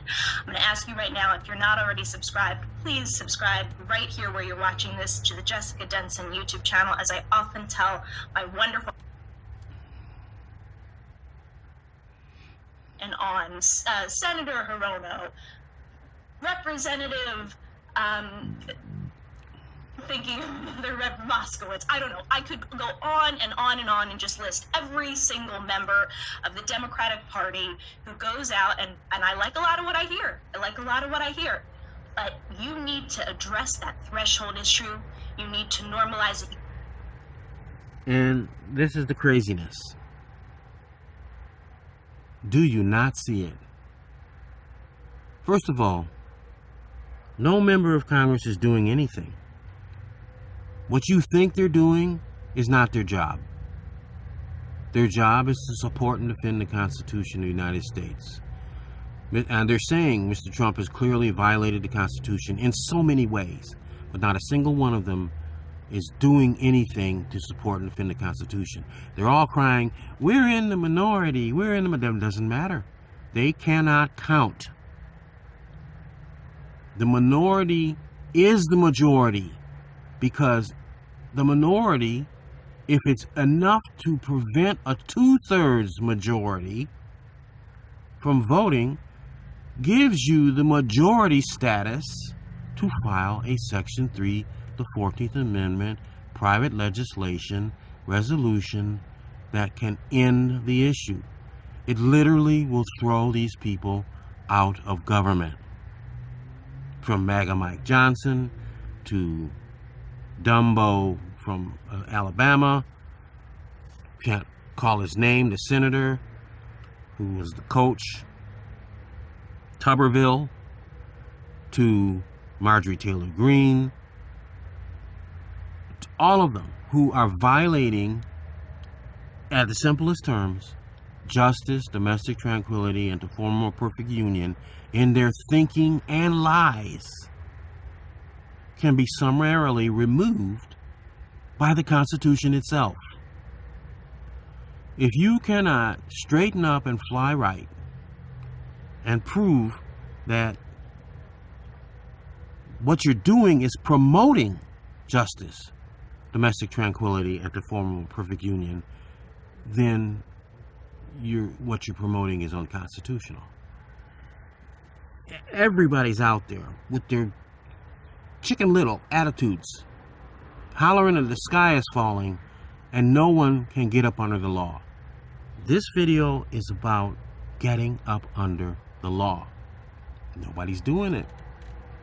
And the reason the Dumbocrats are not doing it is because they're scared. They want to make it look like they're doing something, but they're not really doing it, because to do it would throw Trump out of office, and then they're scared that Trump supporters are going to come after them like crazies, like the guy recently did, trying to burn down Governor Josh Shapiro's home because he was a Trump supporter. Because the guy who tried to burn down the house is a Trump supporter. That's what they're afraid of. And that's where I don't have an answer. A court could order them in mandamus to do the right thing and file the required resolution. Once someone in litigation makes the point that these are Section 3 of the 14th Amendment violations, and many attorneys have been sent that proffer, and no one has taken the bait. No one's asked the court to declare that it's a Section 3 of the 14th Amendment violation. And the reason is, many of them, many people across the nation, attorneys included, believe Section 3 of the 14th Amendment has been shot down by the Supreme Court, because that's how Roberts structured the order. That's what he wanted people to see. But when you take the order apart and rearrange it, you discover legislation refers to state power and or private legislation, which in the order they refer to on page 8, footnote 2, they give an example of private legislation to either relieve the disability through amnesty, and it can be used summarily the other way also. On page 10, bottom of page 10, top of page 11 of the PDF version, they specifically say and define what Section 3 does. And it's very clear. It says, after taking an oath, and you do engage in insurrection or rebellion, forget the insurrection. It's rebellion that matters. You're barred from office. Period. Nothing more. That's all Section 3 says. And the final sentence, Section 3 is only 2 sentences actually. The final sentence is, but that disability can be relieved by a 2/3 majority vote in both houses. So the minority is the majority. It takes one person to file that resolution to force everyone to vote to put them on record. Denson is trying to say that, but she's not saying it. She's not saying it. And it's very sad. It's very sad that this video even has to be made. She's so wrong. You can't just be taking your voters for fools who, one of the things that came up this week is how many Democrats privately acknowledge that they either know or suspect that this election was stolen, and they will not vocalize it to their constituents. What? Doesn't matter. It doesn't matter. Yes, the election was stolen, but those are votes not lawfully certified. That's not in personam. That has nothing to do with Section 3 of the 14th Amendment. The fact that the votes are not regularly given because the candidate is constitutionally ineligible is a completely different thing than the votes not lawfully certified. Not lawfully certified would be the fact that the votes are manipulated by either electronic means, voter suppression, laws that suppress the vote, and that's a completely different thing. Has nothing to do with Section 3 of the 14th Amendment. Section 3 of the 14th Amendment is a law in personam against the person. Voter suppression is not.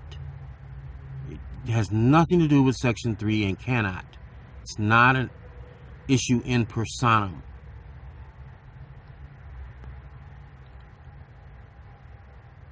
This is What kind of fools do you think we are? We saw this man, and Elon Musk. You're fools. You're fools. You're fools.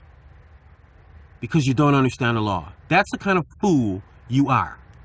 Let me get it clear to you. That's the kind of fool you are, Miss Denson. You don't know what you're talking about. Claim so many times that they did not need votes, that they knew how to these vote counting computers. We saw 7 swing states go to a man who couldn't fill a stadium, who couldn't fill a high school auditorium full of people. Now, that has nothing to do with it. Who can't fill a stadium? Because these people had made up their minds. They didn't need to see anymore. They were going to vote for Trump because they were not going to vote for Harris.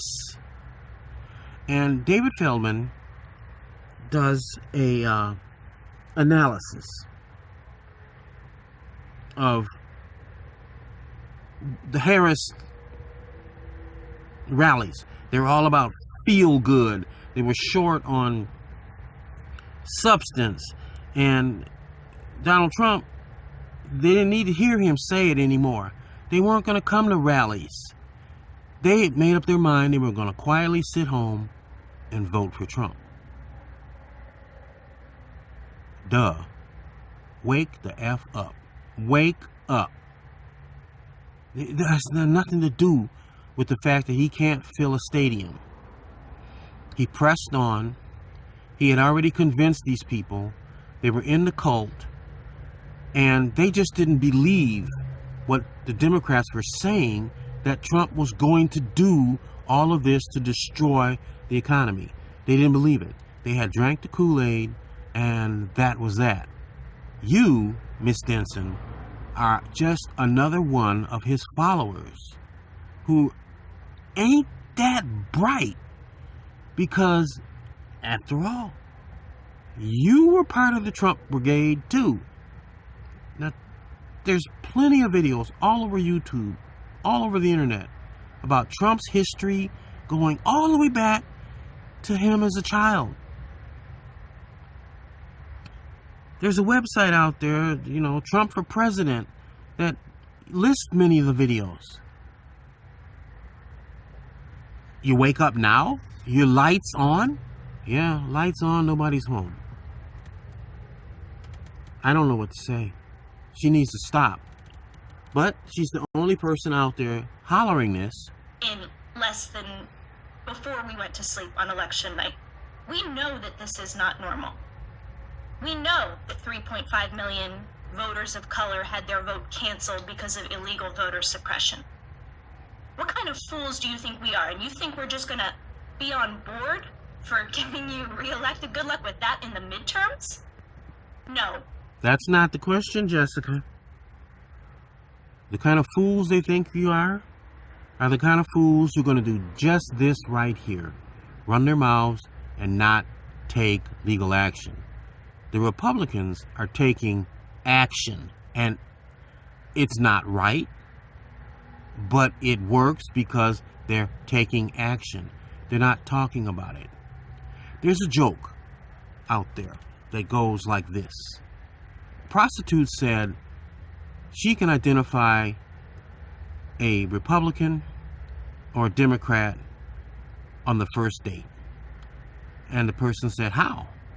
She said, well, the Republican comes in, goes bat crazy, gets right to business, and the Democrat sits on the edge of the bed and wants to talk about it.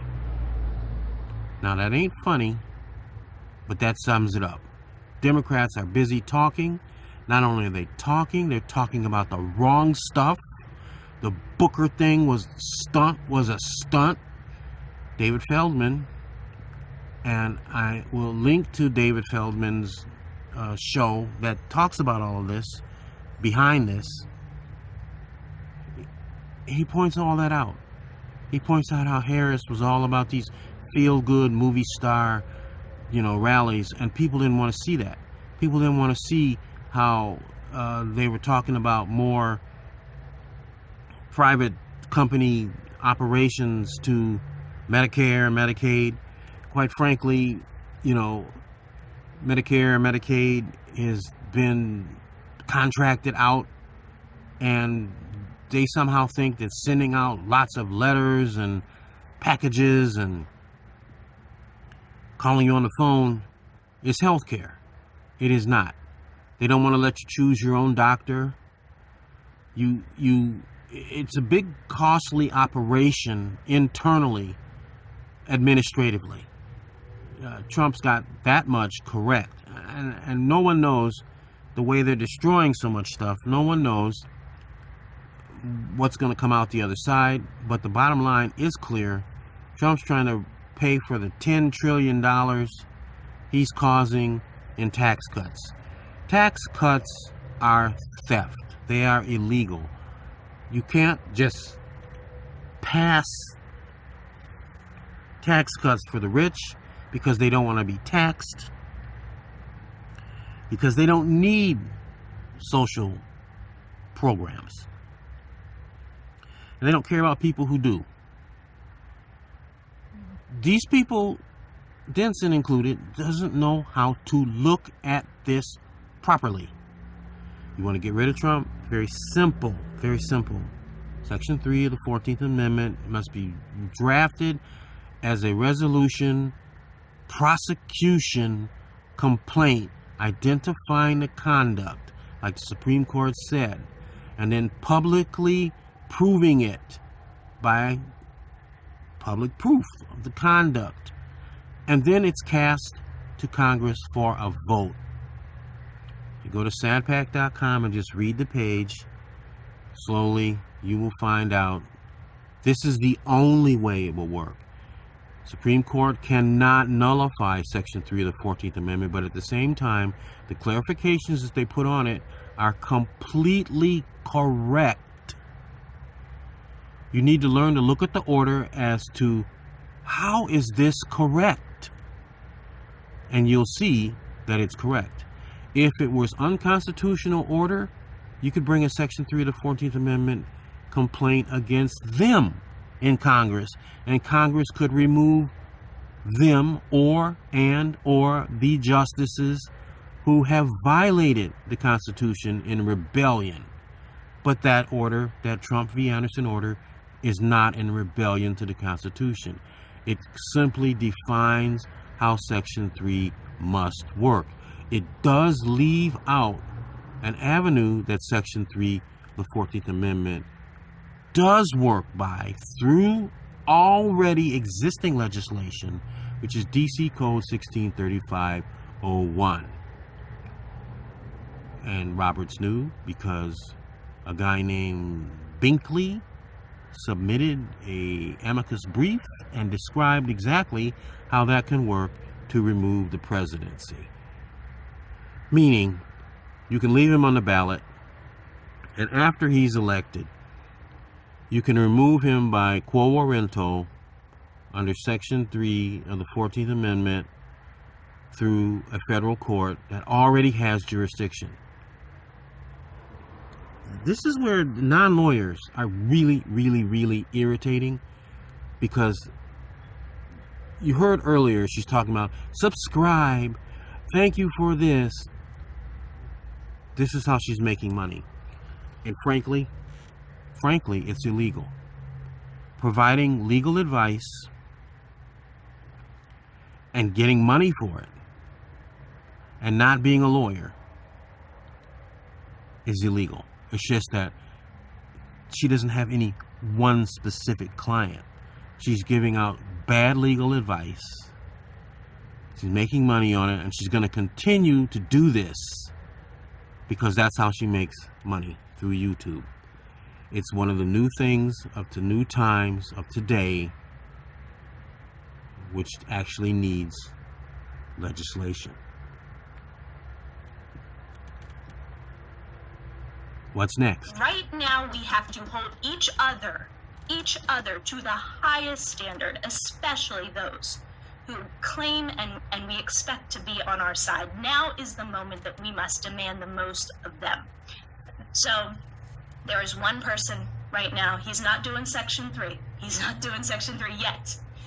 But he is at least on the right track, and that is Representative Al Green. The other means, maybe there's 3 means right now. There's Section 3, there is impeachment, which we're talking about in a minute with Al Green, and there is acknowledging and proving that this election was stolen and demanding a new election. Because there is... Wrong, and wrong. There is only Section 3. Al Green and his impeachment is another Jessica Denson. It's never going to work. And if it does, it leaves us with the problem of the Trump administration now with Vance as president. You don't think Trump would still be the shadow president behind it all? In many respects, yes, he would. So, there is unprecedented to call for a new election. There is no new election needed. The Constitution provides for elevation of the proper candidate who actually won. When Section 3 of the 14th Amendment is utilized against Mr. Trump to show that his votes were not regularly given, he was constitutionally ineligible, and the vote is taken and he fails the amnesty vote, then Kamala Harris is elevated to the presidency along with Tim Walz. And if she doesn't want it, then she can resign. Tim Walz becomes the president. If Tim Walz doesn't want it, then unfortunately MAGA Mike Johnson becomes the president, at which time Section 3 of the 14th Amendment prosecution resolution could be brought also against him and members of Congress, which would flip the composition of the House of Representatives, causing Hakeem Jeffries to be elevated to the speakership, at which time he might become the president. But before all that goes on, Tim Walz could name his vice president. And that's just how it works. And then Tim Walz could resign. And that would elevate that person to the presidency, who would then name his vice president, or his or her vice president. And would bypass MAGA Mike Johnson, the Speaker of the House, altogether. But that's how the law is supposed to work. There's no such thing as calling for a new election. The Constitution specifies when elections are done, and it also specifies the contingencies for when candidates fail to meet the constitutional eligibility status. And the point is, Trump's votes are not counted. Kamala Harris is elevated to the presidency. She doesn't want it. She can resign. Tim Walz is then elevated to the presidency. He can name a vice president who could be agreed upon by the Democratic Party to be the next president. And then Tim Walz could resign, elevating that person. And the best I could say is public opinion polls could be taken as to who Tim Walz might want to name as the vice president. Could be Josh Shapiro, could be any number of people that they've already mentioned. But the point is, Section 3 of the 14th Amendment will flush the entire Trump administration out of government. Him and all the kooks that have been appointed and confirmed by the Congress. Grow up, Jessica. Learn the law before you open your mouth. What's next? Every indication in the world to believe that we are dealing with this blatant assault, this Nazi assault on our rights by a man who is not even legitimately elected to be president. Not to. Okay. The name calling, I stopped there.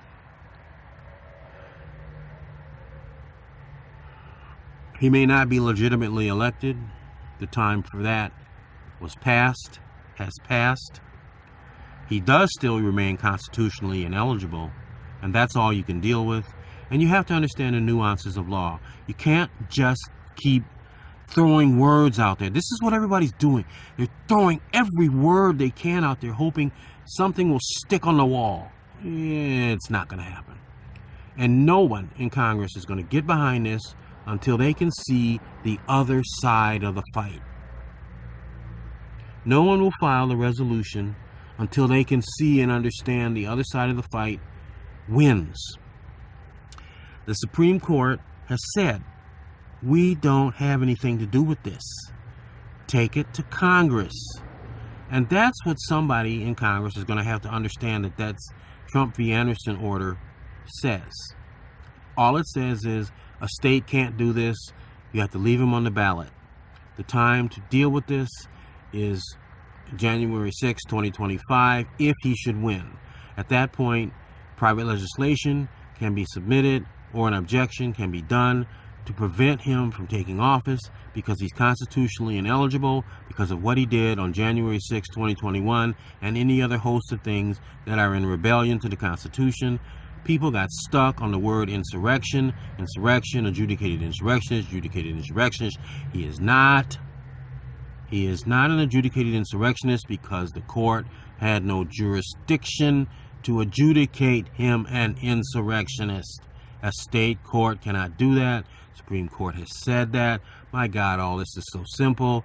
I could talk as fast as I want to, and still the Supreme Court ruling in Trump v. Anderson will make perfect sense. The dissents are notable. They're saying, well, you didn't need to go there, talking about legislation. Well, actually, they did need to go there because that's how Section 3 of the 14th Amendment works. Even judges and justices don't necessarily understand the law. That's why lawyers stand in front of them to argue the case, to convince them of their view. And somewhere in here, Jessica Denson says, people have said, well, Section 3 has been chewed up by the Trump v. Anderson ruling, and we never have a chance on that. So let's listen to some more. She's wrong. To mention disqualified.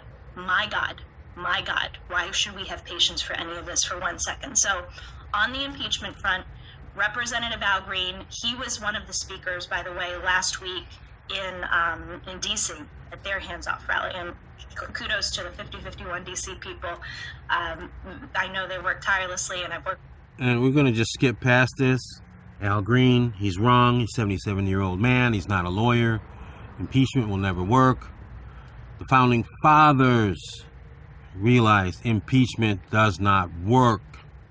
It's easily broken by an insurrectionist in the government. So they invented Section 3 of the 14th Amendment. It's the drop-in replacement for impeachment. Forget impeachment as though it has been completely left behind, because the modern way to do it, which no one has ever done it yet, is to simply summarily prosecute under Section 3 of the 14th Amendment for any violation or rebellion to the Constitution of the United States or congressional laws, because it's defined at 18 U.S.C. 2383 that insurrection or rebellion is a violation of any clause of the Constitution or laws of the United States. You need to study law and read the law, figure out the law before you open your mouth. It's not about an emotional plea.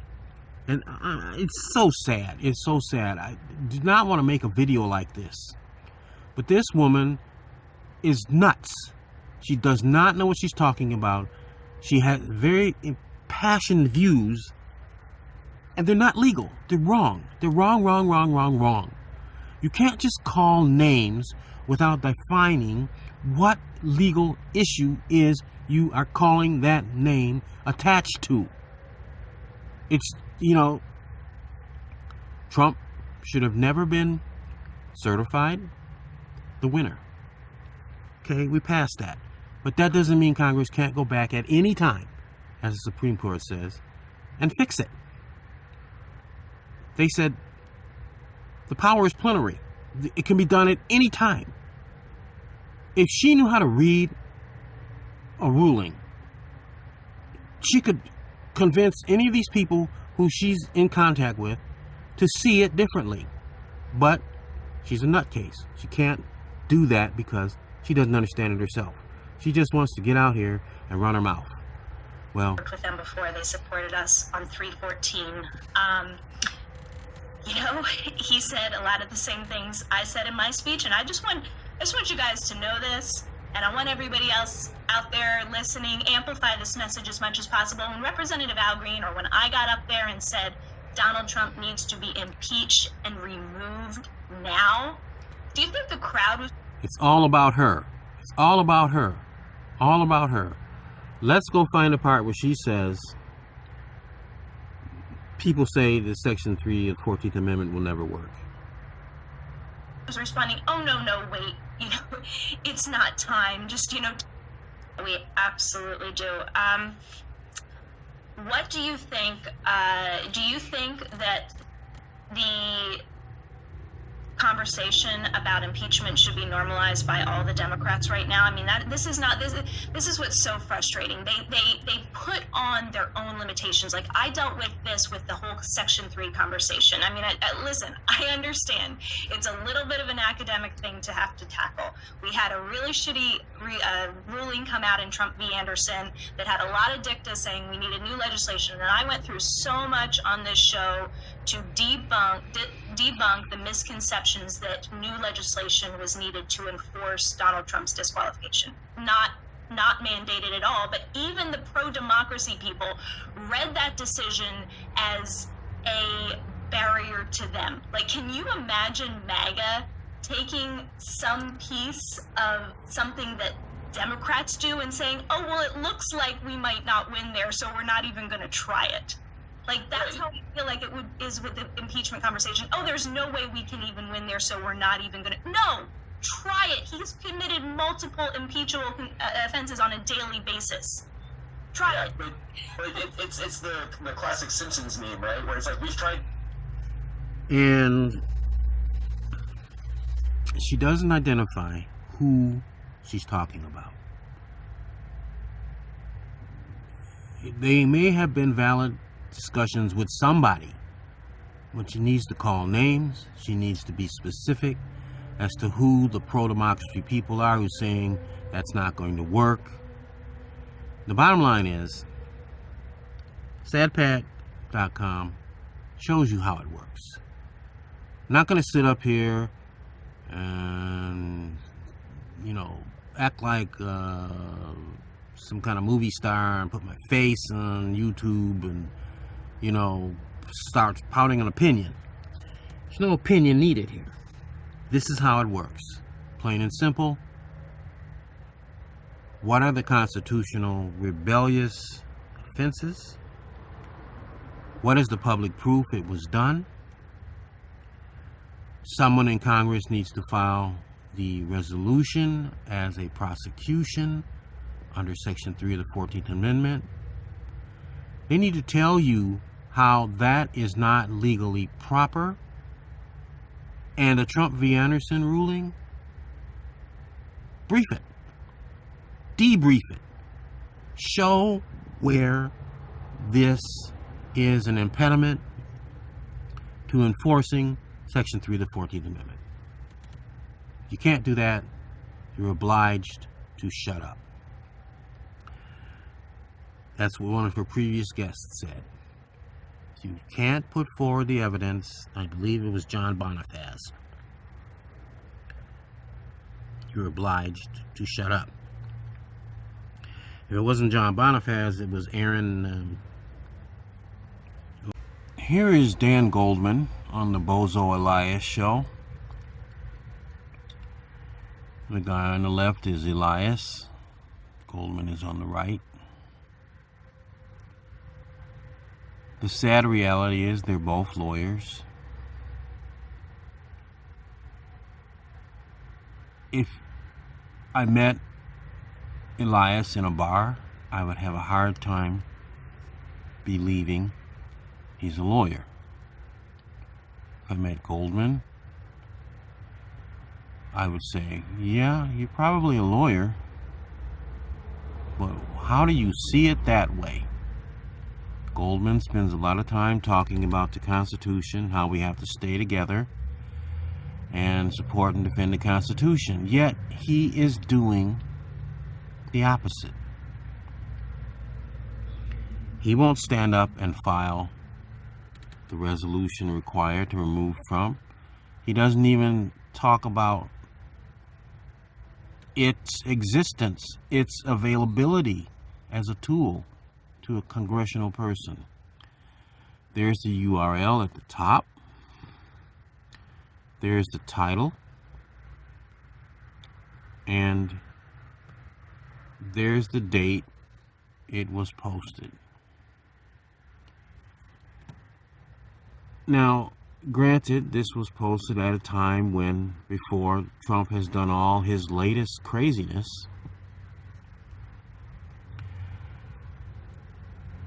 but it's still as relevant today as it was March 28th. Let's listen in on a little bit of the craziness. I'm going to zip to somewhere in the middle. I haven't even set this, but Goldman starts talking about Republicans in Congress are threatening federal judges almost every single day. Representative Dan Goldman is here to discuss this and how we fight back to protect our democracy. And, you know, I have a problem with Bozo Elias because he's constantly waving and pumping his hands like that's supposed to make the point. This is a man who would never be able to sit behind a desk on CNN or any MSNBC show because, frankly, he's not credible. He's not credible in how he behaves. You can see this is a 30-minute broadcast where he's in somewhere in it. He's going to beg for money and say subscribe to my show and all this other stuff. He's also created Democracy Docket. And while I will admit these are valuable public services, America doesn't understand law. They don't need to hear about law. They need to hear about the solution because of law. So let me just grab the bar and zip to somewhere where Goldman is talking. Here. No deputy attorney general would ever in a million years get close to a courtroom because, I mean, there must be 12 layers between the deputy attorney general and a line prosecutor, a career prosecutor. But the reason was nobody would appear because what they were doing was so anathema to the ethics, to their rules and regulations, to the values, the mores, everything that a prosecutor stands for and the Department of Justice used to stand for was being violated. And now we are seeing it more and more and more. And so your point, I think, is very astute and under-discussed, which is, as you see more and more political appointees signing briefs and appearing on behalf of the United States for the Department of Justice, you are seeing a increasingly politicized and weaponized Department of Justice, which is certainly something that Donald Trump accused Biden of doing, is what he's going to say next. Now, here's the problem. You know, Goldman was a federal prosecutor. Bozo Elias never was. As a matter of fact, he left Perkins Coie under, well, dubious circumstances. If you just look him up and follow his background, you'll find out that he has not had a smooth career. And look, it comes down to this.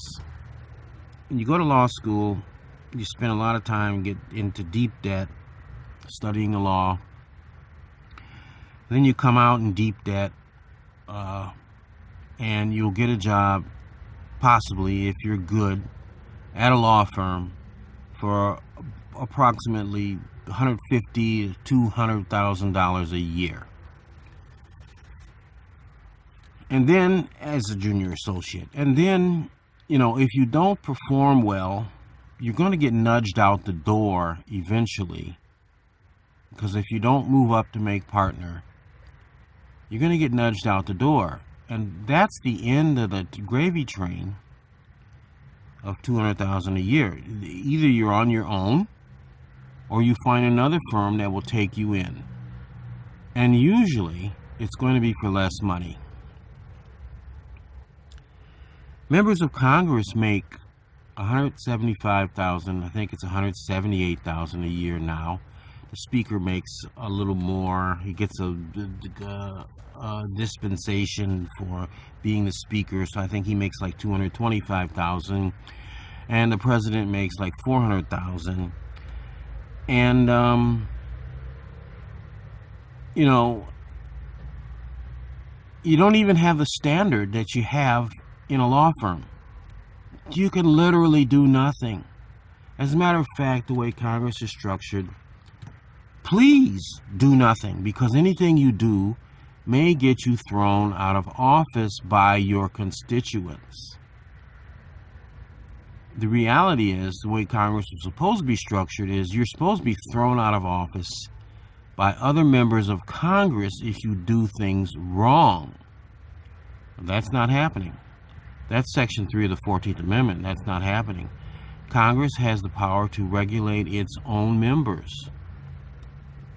It also collectively has the power to throw out the president and his administration for violating Section 3 of the 14th Amendment. And it only takes one member to initiate that. Then it forces all the others to vote on it. And if you don't reach a 2/3 majority vote, well, you're gone. And all you have to do is prove that there was a constitutional rebellion, violation of congressional law, intentional violation, and intentional rebellion. You know, stay away from the word insurrection, because insurrection does not count unless it's force and unless it's adjudicated by a court. Rebellion, however, is adjudicated summarily by Congress on the facts and the act, and the Supreme Court has said so in Trump v. Anderson. So let's zip to somewhere else where Goldman is speaking. I have no idea what he's saying, but I know he said some other things. You essentially get an exemption from the antitrust laws, right? You essentially get to do something that no one else gets to do, which is to make a living by practicing law. And it feels like what we have seen the law firms do is they take that second part, that economic part, and they set aside all of the first things. I mean, I can't take the waving of the hands. Law firm in distress, so to speak, and they go after their clients. Right. That is inexcusable. And that's where I think your point about a higher degree of ethics and professional responsibility should come in. You do not as a law firm. I mean, it's the old saying. It might be, Paul Weiss today, but it could be Sullivan Cromwell tomorrow. And you have to be sure that you're not looking too narrowly at the picture. While I've got you just for a few more minutes. So, you're welcome to go look at this, and I encourage it. But Goldman is talking about supporting and defending the Constitution, when on January 6th, 2025, they could have stopped Donald Trump from taking office based on what he did January 6th, 2021. And then, in the meantime, there are so many other things, like the emoluments clauses, where he's taken money, where he's set up a grifting operation using the presidency to charge American people, for Secret Service people staying at his resort while he wants to be there. He's costing America a lot of money because he doesn't want to live at the White House. He wants to live on his golf course and play golf all day long. So, David Feldman is up next, who makes the point that government is too small. In reality, it's lunacy to try and reduce the federal government when you have, in a generation, a nation that's gone from, approximately 100 million, 60 years ago, to 350 million today. He points out that the election system is woefully inadequate, while it may be the most secure in history for 350 million people. The problem is it can be easily tampered with by suppressing the voters. We know now, as a science, how to suppress the vote in the places that matter, so that the entire outcome is tainted. For instance, in Wisconsin, they suppressed the vote everywhere there were minorities. In the Beloit area, in the Dane County, Madison area, in Milwaukee County, Milwaukee proper, inner city area. And so therefore they tainted the entire state vote because those areas were suppressed. Now, Wisconsin has an issue where many minorities have left because the jobs have gone. The Beloit area used to be an automobile and hardware manufacturing area. Rockford, Illinois, Beloit, Wisconsin. And now that those plants are gone, the minorities are gone. More and more so since the last election, since 2020. And Milwaukee proper, they've discovered a way to suppress the vote enough to cast enough of the minority vote into the weeds. And the Republicans have worked very hard at suppressing the mail-in vote because, an intelligent person isn't going to stand in a line. They're going to simply mail in their ballot and trust that there's an honest person on the other end who's going to receive it and count it. Well, the Republicans have gone all into this detailed crap about you didn't sign this, there's not a double envelope, every state has a different mail-in voting procedure. And they've, gotten so bad that even in South Carolina, they're trying to throw out 60,000 votes, along with all the military people who vote by mail, so the Republicans can get the outcome they seek. In the meantime, the Democrats are sitting there talking stupidity. They're talking dumbocrat. You know, they won't say the election was interfered with or stolen. They don't want to be like the Republicans, where Mr. Trump claimed the election was stolen. So, up next is David Feldman. Now, this is David Feldman. There's a URL up at the top. I think the splash here describes it well. Elon Musk is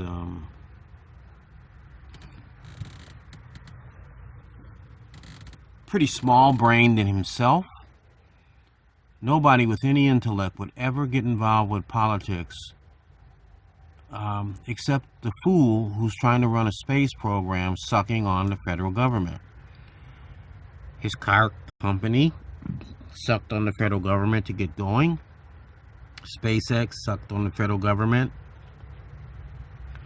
because NASA wasn't going to be able to do what he could do by hiring engineers that watched all the movies many of us watched as children, watching rockets land vertically.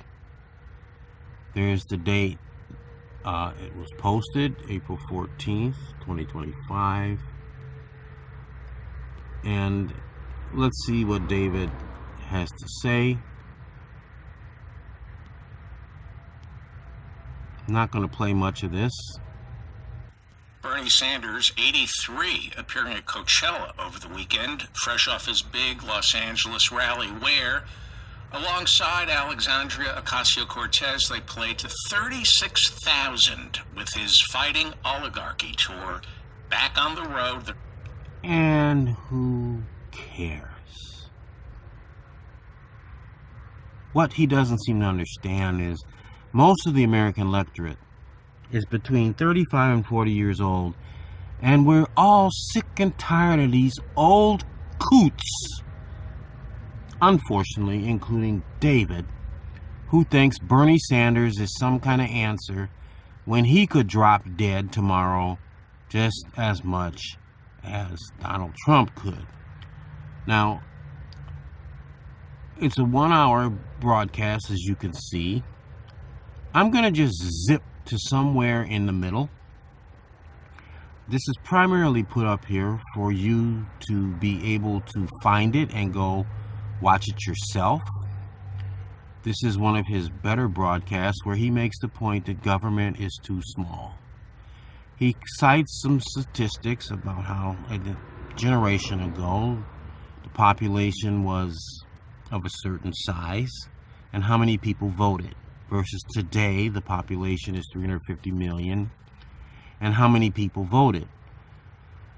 The issue is that government is too small. You cannot shrink government like the Trump administration is trying to do when you have an expanding country, an expanding electorate, an expanding population. It is backwards lunacy. So, I don't care about AOC. She's not a lawyer, and neither is Bernie. Barnstorming. When Reagan took office, the Internal Revenue Service, happy tax day by the way, the Internal Revenue Service had about 86,470 employees. When Joe Biden took office, the IRS had 80,000 employees. There were 6,470 fewer IRS employees when Joe Biden took office than when Reagan took office 40 years previously. Was it 40 years? 80? Yeah, 40 years. Now, thanks to the Inflation Reduction Act, it's about 100,000 working at the IRS, but Musk and Trump are paring it back down. I know this is boring. In 1980, the Internal Revenue Service had 86,470 employees to process 93 million tax returns, 40 years later, in 2020, by the time Trump left office, they had 80,000 employees to process 170 million tax returns. This is what is known as the tax gap. So when they keep talking about, oh, we have to slash Medicare and Medicaid and you have to work for food stamps, that is just all, again, it's the closeted gay man who doesn't know he's gay but tells his wife, I don't want to have sex with you because you've gained too much weight. They're not talking about the real elephant in the room. The tax gap. The tax gap. Some people inside the IRS right now estimate that as much as $1 trillion a year goes uncollected because our government lacks the employees, the resources to collect. So let me ask you, given what I've just told you, if anybody's still awake, is government too big? Has it kept up with our growing population? I think it's fallen perilously behind. Government is too small. Go watch the entire thing. Because he's 100% correct. He's got a little tongue-in-cheek style. You know, he's today's Paul Harvey. But his research and his position is spot on, as they say, in this particular case. I don't know what to tell you. Nobody in America seems to have a brain anymore to think. And we know Donald Trump does not. He's never had a brain. And an argument can be made that anybody who runs for president is crazy. They're stupid. Why would you want the job where you can only be in it for 8 years, and in 4 years you have to run to stay in it again for another 4 years? It pays you $400,000 a year, and you get blamed for everything. Look at it this way. Even members of Congress don't want the job. Adam Schiff, why would he want to become the president? And he would have been the best candidate instead of Kamala Harris. He was the one with the pedigree on the January 6th committee who the nation would have recognized as being the heir apparent to the presidency, having stood up to Donald Trump. Donald Trump wanted a female again. It was Hillary in 2016, and he did the same thing to Kamala in 2024. Dumbocrats are so stupid to run her. You know, Trump knew, let me run Biden out, and maybe they'll put up Kamala, and I'll be able to beat her because nobody's going to vote for a 5'3" African American, Jamaica, India, Caucasian female who won't answer a straight question and doesn't have a vision for the country anyway. I'll just use my vision, which is a lie, but people will buy it. And even Adam Schiff admitted later on in a video, and maybe I'll try to find that video, where he didn't get it. He didn't see how the lies were going to work. Well, they did work. And here we are with Mr. Trump again. And now people are realizing not only this time is it bad, it's really bad because he's demented. He has dementia, thinking, I will be living forever. I'm going to change America. we need to go back to the Gilded Age where there's all tariffs, no income tax, and I don't know what to tell you. This is the problem. Now I think I'll close with this video from UNFTR.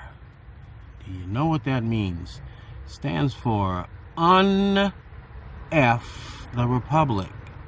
And yes, F stands for what you think it means. Now this guy is a semi-technical, intellectual sort that explains exactly what's going on if you just listen. There's the URL up at the top. You can stop at the ampersand PP.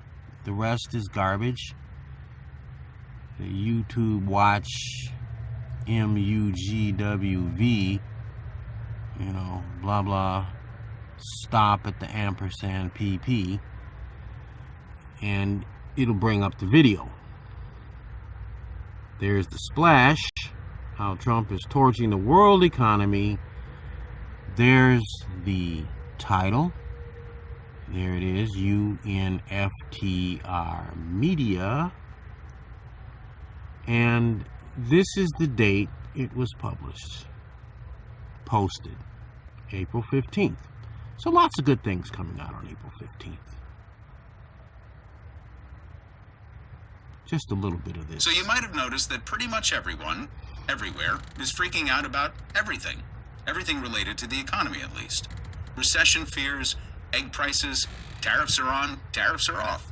Another burgeoning housing market collapse, stock market volatility, interest rate. So you get my point. He starts out with this snitty shit that doesn't matter. Let's zip to the middle. It's the big panic. So if you're sitting there right now going, what's the big deal? You are certainly right to ask that question. To answer what the big deal is, or whether it even is a big deal, we have to do a little housekeeping to understand why this spells disaster in the minds of economists. So I'm going to set the table with a little history, and then we'll unpack some definitions. On this channel, we've talked a lot about Bretton Woods. So zip to somewhere else. On the first of two oil shocks in the 70s. So to keep pace with inflation, the Federal Reserve tried to squash growth by raising interest rates, and we entered a doom loop of stagflation. And for the record, the difference in the U.S. manufacturing base between 1971 and 2025 is night and day. So while Nixon was successful in making U.S. goods cheaper and more attractive to foreign markets, Trump has a fraction of the manufacturing base to boost here. It simply doesn't exist in the same way. In fact, our number one export is energy, and the energy market is cratering right now. So the only thing he's going to accomplish by implementing tariffs is raising prices on goods purchased inside the United States by the U.S. consumer. But I digress. I give you this history again to illustrate one. So you should be able to understand now why you should go watch this entire 21-minute video. Let's zip closer to the end. Thing.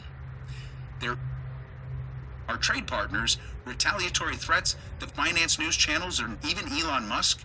These weren't the ones who spooked Trump and his team. It was the bond market.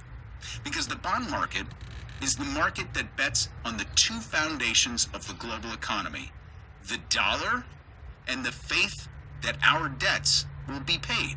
Remember, there's nothing after the dollar to hold this all together.